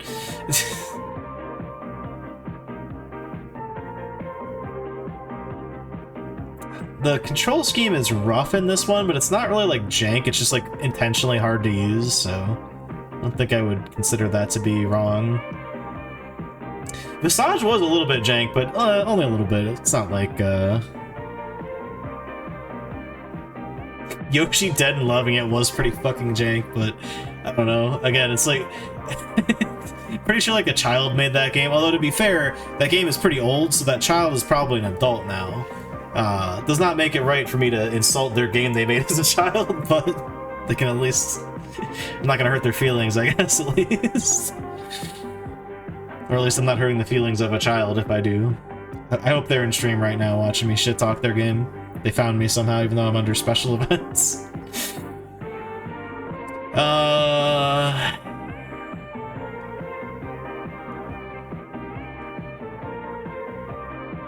Driver's pretty jank. Grand Theft Auto 2 is pretty jank, but not... I don't think either of those are the most jank. They're up there. It should be noted that they're jank. Oh, wait, shit. We got the Resident Evil 4 Wii version. That's pretty fucking jank, chat. What are the ones I did up here? I was like really dedicated with these ones. I don't feel good about saying that Hotel Mario is the most jank on this list. Because, again, it kind of boils down to, like, it's designed annoyingly, it's not broken. Like, the controls work as they are intended to. It's just a really fucked up game. I think I gotta go with Sonic Jam, the Tiger Gamecom version, because you literally can't get past an obstacle in the first fucking level of one of the 3 games on it. Like, that's gotta be most jank, right? Jesus Christ. Chat, I'm gonna take another quick break, and then we will pick the next category. We're getting pretty close, chat. We just got 4 more to figure out. Oh, I got water already. Here, have some Bomberman while I step out. Actually, hell, we'll switch back to Bomberman. Probably tired of hearing this fucking 5-minute loop by now. Well, apparently not, because none of y'all have left, but... Anyway, I'll be right back.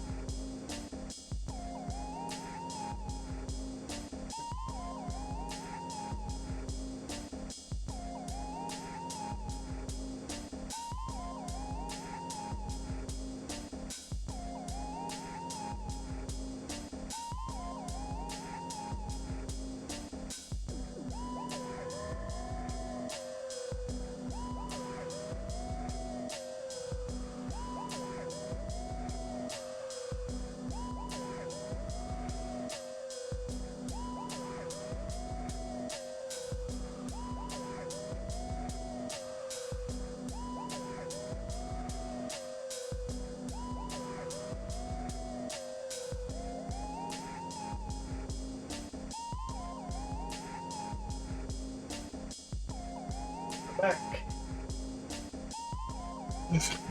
Burp.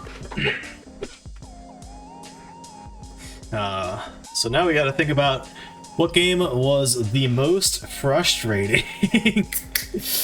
I think Hotel Mario is going to win this. I'm just gonna say that off bat here. I have certainly had my moments of frustration in Mario Maker, but that's... Welcome to the Game was a pretty frustrating game, I'll say that. We can nominate that one. Duke Nukem 64 was and Beetle Adventure Racing were surprisingly not frustrating. Rush 2 was a little frustrating, that's for sure. Oh, Pokemon Stadium was really frustrating. WrestleMania was frustrating for stupid reasons. Load Runner was also... Fuck, okay. Damn, alright, maybe Hotel Mario won't win this. There's actually some stiff competition here, but it's definitely in my radar. And you know what? I keep nominating up 2 for everything, but it's gonna get nominated for this as well. We had moments of frustration with Siphon Filter and Siphon Filter 2, but nothing crazy. Ocarina of Time's fine. Tomb Raider 1 and 2 I wasn't frustrated with, but hold up chat, the new challenger has arrived. Duke Nukem 3D entire game count, that was fine. Celeste 64 was quite pleasant, same with F-Zero. Sonic Jam was actually quite frustrating too, now that I'm thinking about it.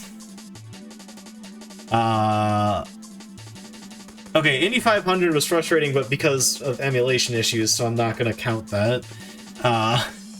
Like when I try, like I showed earlier, like when we beat it on my actual device, it took me like one try and like 5 minutes of my time. Tomb Raider 3. That's a pretty strong one, chat. Now, let's not gloss over Hotel Mario. I know I just kind of selected it and kept moving. Hotel Mario, I spent God knows how long trying just to beat Bowser. Like, we got up to Bowser, and then it took me, like, hours to get past the fucking final Bowser boss. Because of how stupidly that's set up. I had to, like, redo the entire, like, last segment.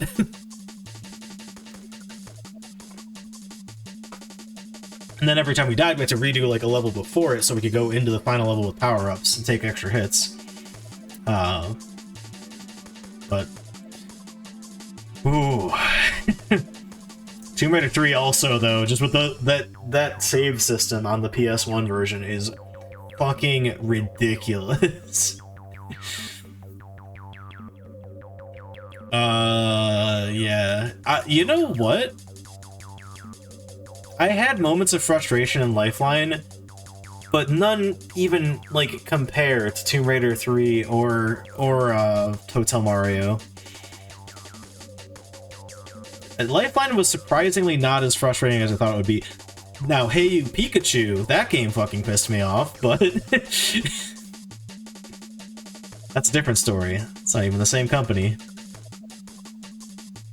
I don't know if I was really frustrated with Parappa or Unlammer Jammy at any point. Like, I definitely, like, got stuck, but, like, I had a blast playing both of those. Like, they are jank, they don't work quite right, but they are... I don't know, I was never frustrated with it, I guess.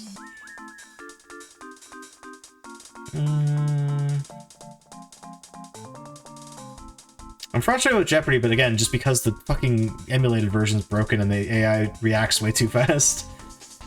Super Mayhem 17 did have a couple of rooms of, like, complete enemy spam near the end. But honestly, I had way too much fun with that mod to even say anything negative about it. I did get frustrated with Tomba at certain parts, even though I did like the game overall. I'll put that on the list. I'm thinking our winner's somewhere up there, whether it's Hotel Mario or fucking Tomb Raider 3.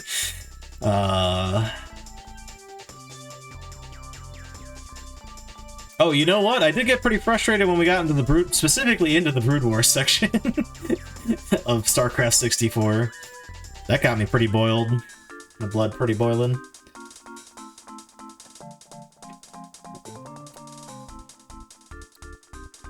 What else?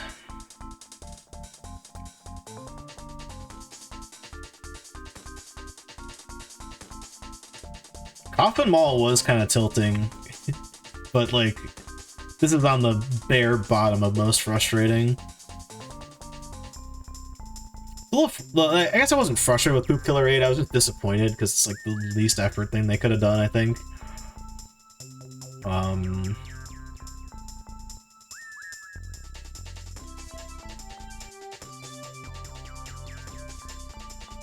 yeah, nothing too frustrating from here on out. Oh, Lego Racers. Yeah, I mean, that's a strong contender, but I've played... If this were like a different year where I haven't played like two of the most fucking asshole games that I've ever played, maybe, but I don't know. Overall, I think I had more fun than frustration with Lego Racers, so probably not gonna win it, but I'm marking it just in case.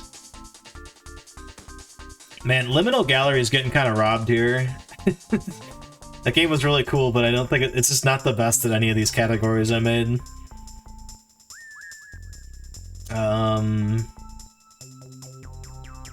Run to the Colon was like mildly frustrating, but again, just scaled against anything else. Oh, actually, okay, Hard Time 3 has kind of pissed me off, like, a lot. I might play that game again sometime on stream, but I don't know. You know, surprisingly, Nightmare Creatures, not on the frustration list, not even a little bit.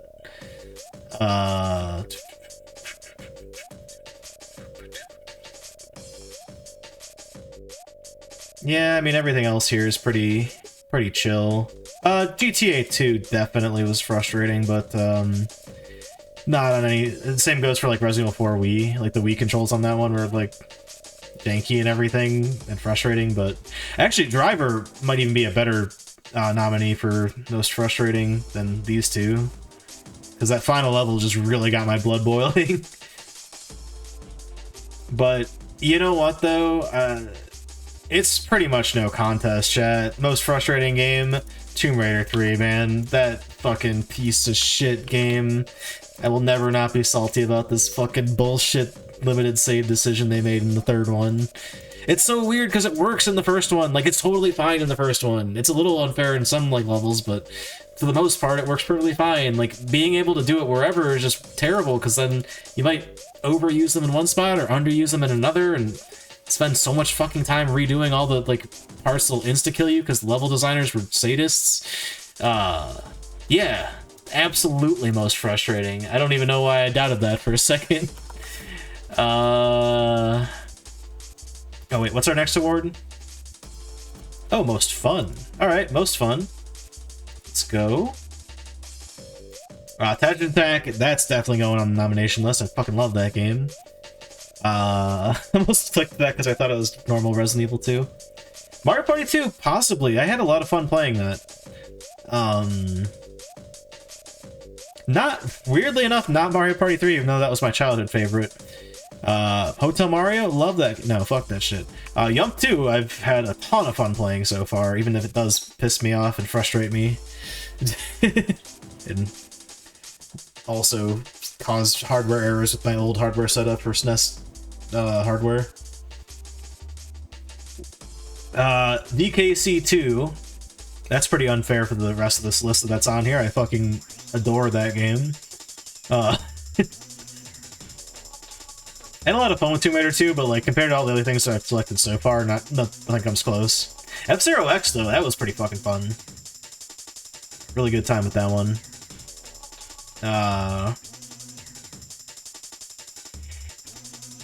Okay, actually though, Unlammer Jammy, even though it is broken as fuck, I had so much fun playing that shit. I really liked Hybrid Heaven, but like not anywhere near as other stuff I've selected so far. Tomba 2, specifically. Really solid. Oh shit! Crash Team Racing. This one might actually be the answer here. I had a good amount of fun playing Pro Skater 3. It might actually be nominated if I was playing the PlayStation version, but the N64 version is just a little bit jank. Klonoa was pretty fun, but also, again, just nowhere in comparison to the stuff I've clicked on so far. Crow Country I had quite a bit of fun with. Same with Another Crab's Treasure. Just really fun times. Oh, and Withering Rooms. Ooh, shit. Ooh, shit. Now there's competition. We did, in fact, have some fun with StarCraft 64, but not enough, I don't think. Kanito Pet was also quite a bit of fun.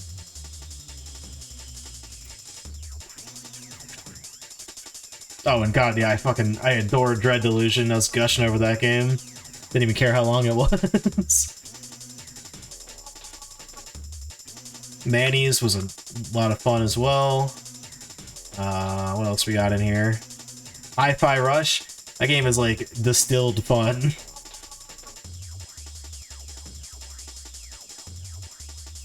Death Trips, it's a lot of fun. I mean, I did have a lot of fun playing RE5 and Black Ops, but I don't know if I had like the most fun. Oh, ton of fun playing FNAF as well.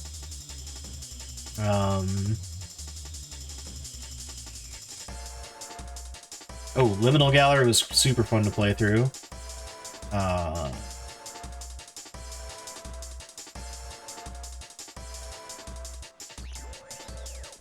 Okay, the first Hard Time was actually kind of a banger.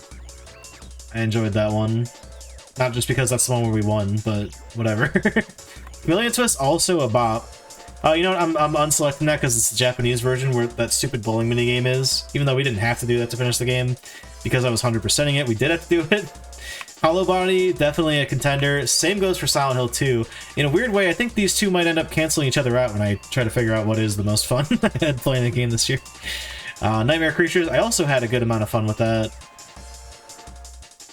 I think the Jank cancels it out, though. I'm gonna deselect that, actually. Chambers of Inadequacy was quite a bit of fun. Just a jolly old game.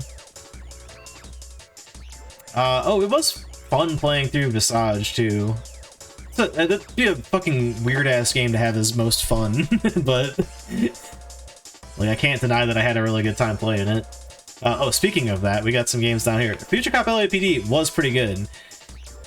Yeah, no, Driver would be on that list, as much as I hate the end of it. Mouthwashing also was insanely fun. Parasite Eve, super good. This is gonna be hard to pick, chat. Honestly, I had a lot of fun playing Mega Man 64, but probably not as much as any of the other things even in this page fold, let alone the whole thing.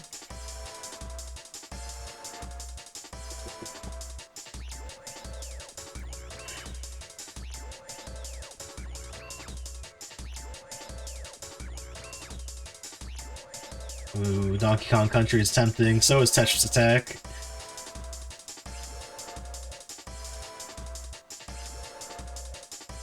I was thinking of putting Withering Rims, but I'm throwing you a curveball, chat. Shit. Okay, we got. All right, here's our finalist, chat. We got Lamborghini or Crash Team Racing. I say Driver got me watching you. My favorite was RE4 and Parasite Eve. Hell yeah. Well, thanks. Thanks for the input. I think I had more just pure joyous fun playing Crash Team Racing. That game's going for most fun, chat. Excellent video game. Now we get to pick the worst game of the year, chat. Alright.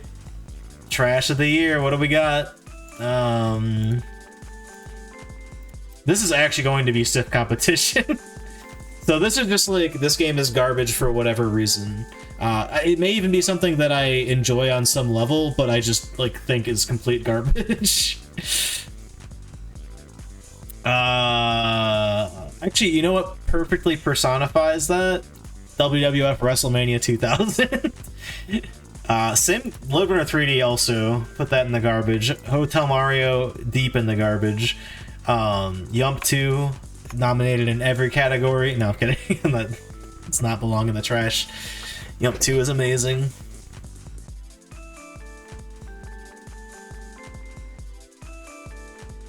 Ocarina of Time, worst game I played this year. No, I'm kidding. That's fucking ridiculous. Could you imagine? Could you imagine being a person that has played this list of games in a single year and thinking that Ocarina of Time is like the worst one you played?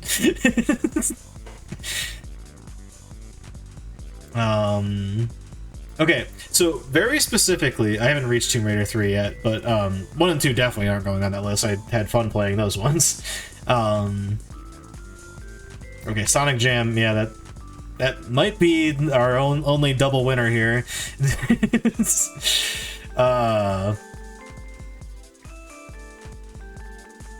Fucking Henry. Dude, Henry is just like, it's got like a golden cloak. Like it can't be nominated for anything because it's so inoffensive that like it's not terrible enough or like scarring enough for me to like want to like put it on a hate list, but also it's not good enough to be on like any of the good awards. So, fucking, what was I gonna say? To be fair, okay, even ignoring the stuff that was broken on the emulator, like, this is a really dumb racing game. It's like no features in it. I mean, it's on the Tiger Gamecom, but it plays like one of those like one-off Gamecom things. Oh yeah, so what I was gonna say was Tomb Raider 3 does not belong on this list because in spite of the truly awful design decision they made to have limited saves, that does not diminish the quality of the rest of the game, and that should be noted. It doesn't matter anyway because I wouldn't be picking it even if I had nominated it, but whatever. Airporter is kind of a fucking garbage game. That does kind of belong in the trash. This arcade classic one is trash because it is just ports of arcade games. Actually, you know what? No, that one doesn't belong, but the casino one... Actually, Lifeline is probably a pretty good contender for this. Oh yeah, and definitely the individual ones, Frogger and Centipede, although again, there's no way I'm going to pick just one of those, so I guess I'll just leave it where it is, but those... You know what, no, they're staying on the nomination list. They are trash, just I'm not going to pick them, probably. Because I'd have to pick one or the other, and that doesn't make sense. I guess I could pick two things, there's nothing stopping me from doing that, but... Yeah, this is garbage, this is garbage, this is garbage.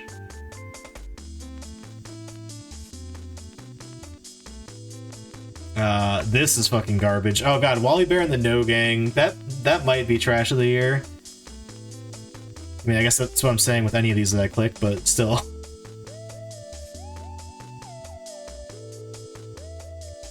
These, okay, this one is like annoyingly punishing, but it actually, they tried to make like a platformer. It's just like a really annoying platformer. This is trash though. And Monopoly, it's just Monopoly. It's not bad. It's inoffensive.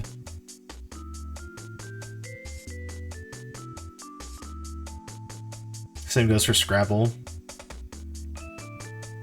At Tony's was fucking trash, but it's nowhere near as much trash as some of the other things I've clicked so far, so I don't think it's gonna win that award there. No,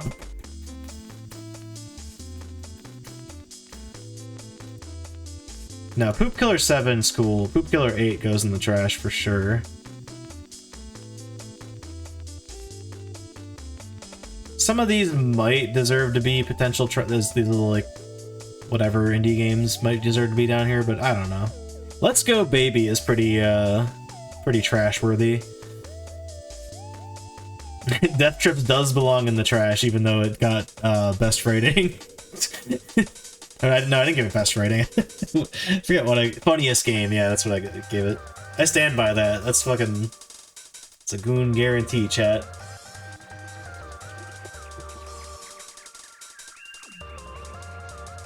Super Super Fun World kind of does belong in the trash. I'm sorry to the creators of that. But I think they probably wouldn't be that offended if I am reading their game correctly. Legend of the Blue Sword does belong in the trash. I am sorry, Warkus. I do like... I like some of your games quite a bit. But you have some misses, and this is one of them. I'm talking like he's here.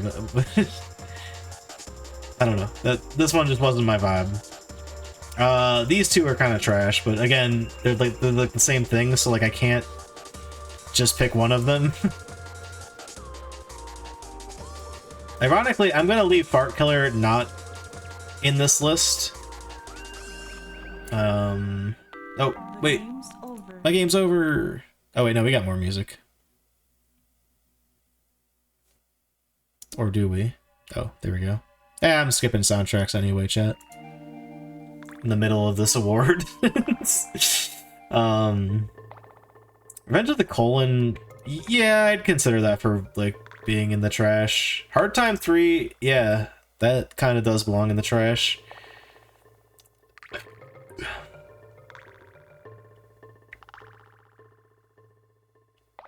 Again, these are all like fine, but please don't litter. Belongs in the trash.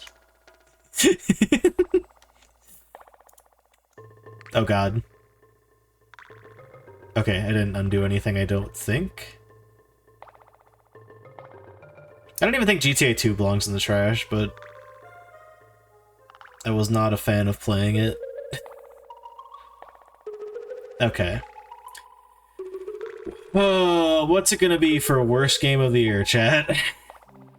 This is the worst thing we've played. I was thinking about Hard Time 3, but I don't think it actually is Hard Time 3.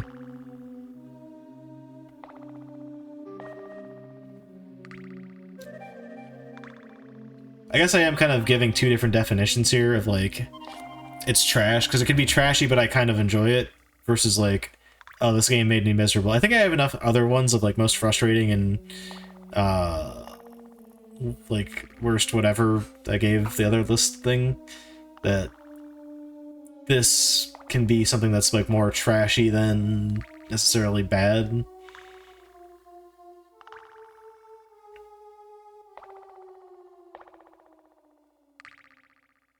I think even with, like, those metrics combined together, I think...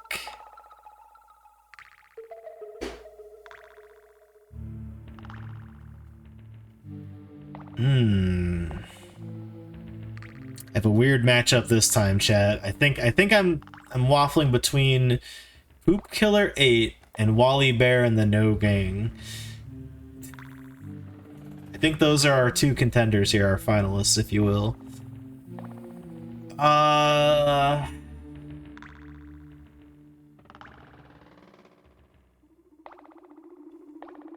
giving it to Poop Killer 8. It's only fitting that Poop Killer gets Trash of the Year.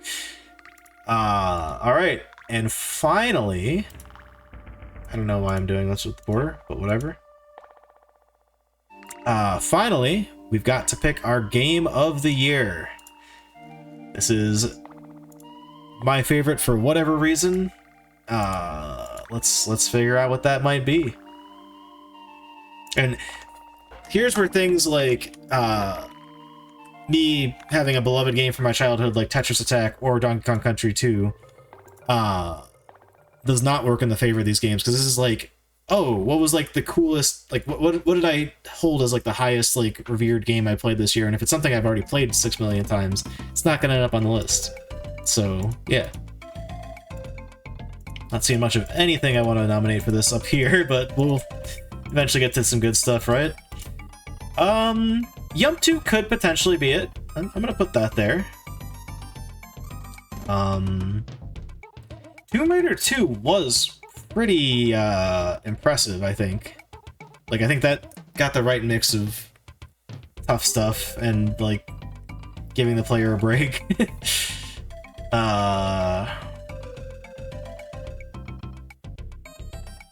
It's the perfect music for this decision here.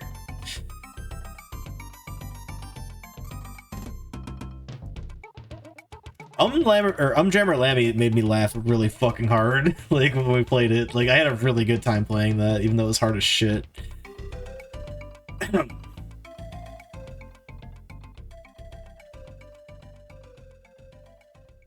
Likewise, Tomba 2 was a really fun playthrough. And Another Crab's Treasure, also super solid video game. Withering Rooms actually... Ooh, okay, that's... I think that one is just maybe a level up over everything I've selected so far, so... Might have a contender here. Yeah, that was an incredibly cool playthrough of, like, a unique little creative indie game. Shipwreck was also quite a unique experience. I'm not really a big fan of ARG type stuff most of the time, but this one was like did a good job with it.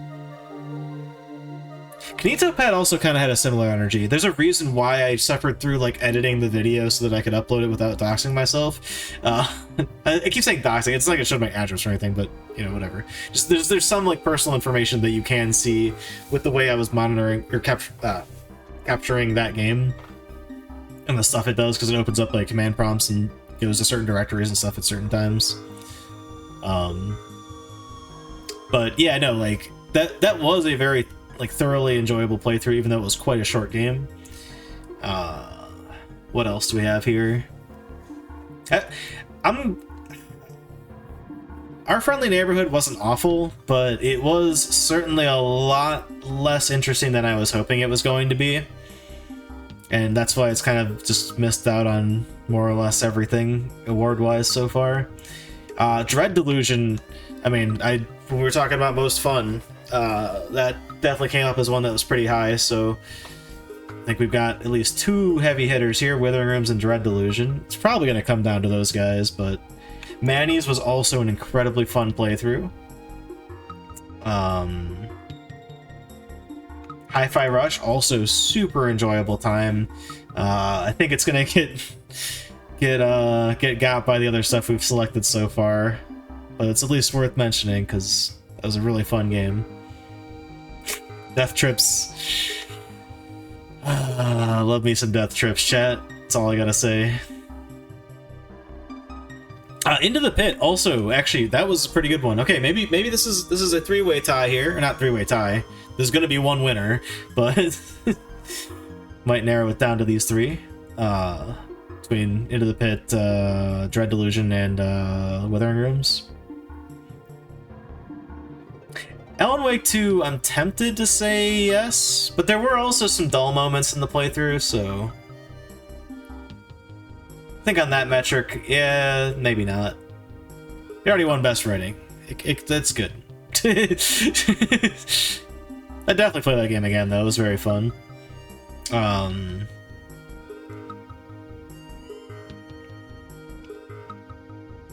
I'm not seeing anything here that I would necessarily pick as, like, best thing I played.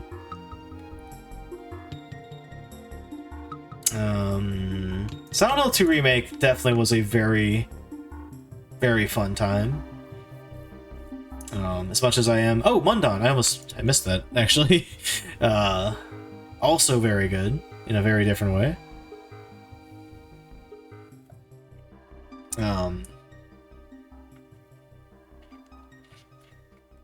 Chambers of Inadequacy, like this can't really win. Amidst everything else that I've played this year, again, if I hadn't played so many bangers this year, like, this is the kind of game that could win if it was like a slow year, but we played some absolute hits, so I don't know, man. Visage, honestly, kind of in the same boat. Like, Visage was really good, but I don't think it's gonna beat any other ones above, so. Honestly, even Fatal Frame, like, that was a good playthrough, but I'm not even considering it right now. Same for Fear. And honestly, Twisted Metal, both of those, they're pretty close, but I don't think I'm not gonna nominate them. Yeah, not so much on any of those. Mega Man 64 is always fun, but, honestly, Nam. Grinding out the 100% was, like, less fun. Ooh. I didn't get to the bottom of my list. Okay, so... Mouthwashing, maybe. Parasite Eve, definitely maybe. Dude, I, like, can't pick Parasite Eve. Like... Wait, what is today? It's the 30th? Yeah. Like, we finished that game fucking 2 days ago. Like, that is recency bias to a T.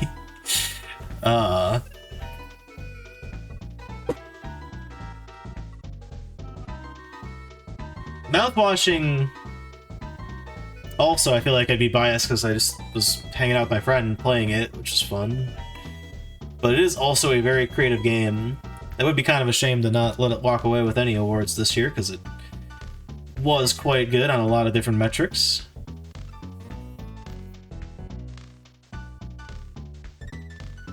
Ultimately, though, chat... Ultimately, though...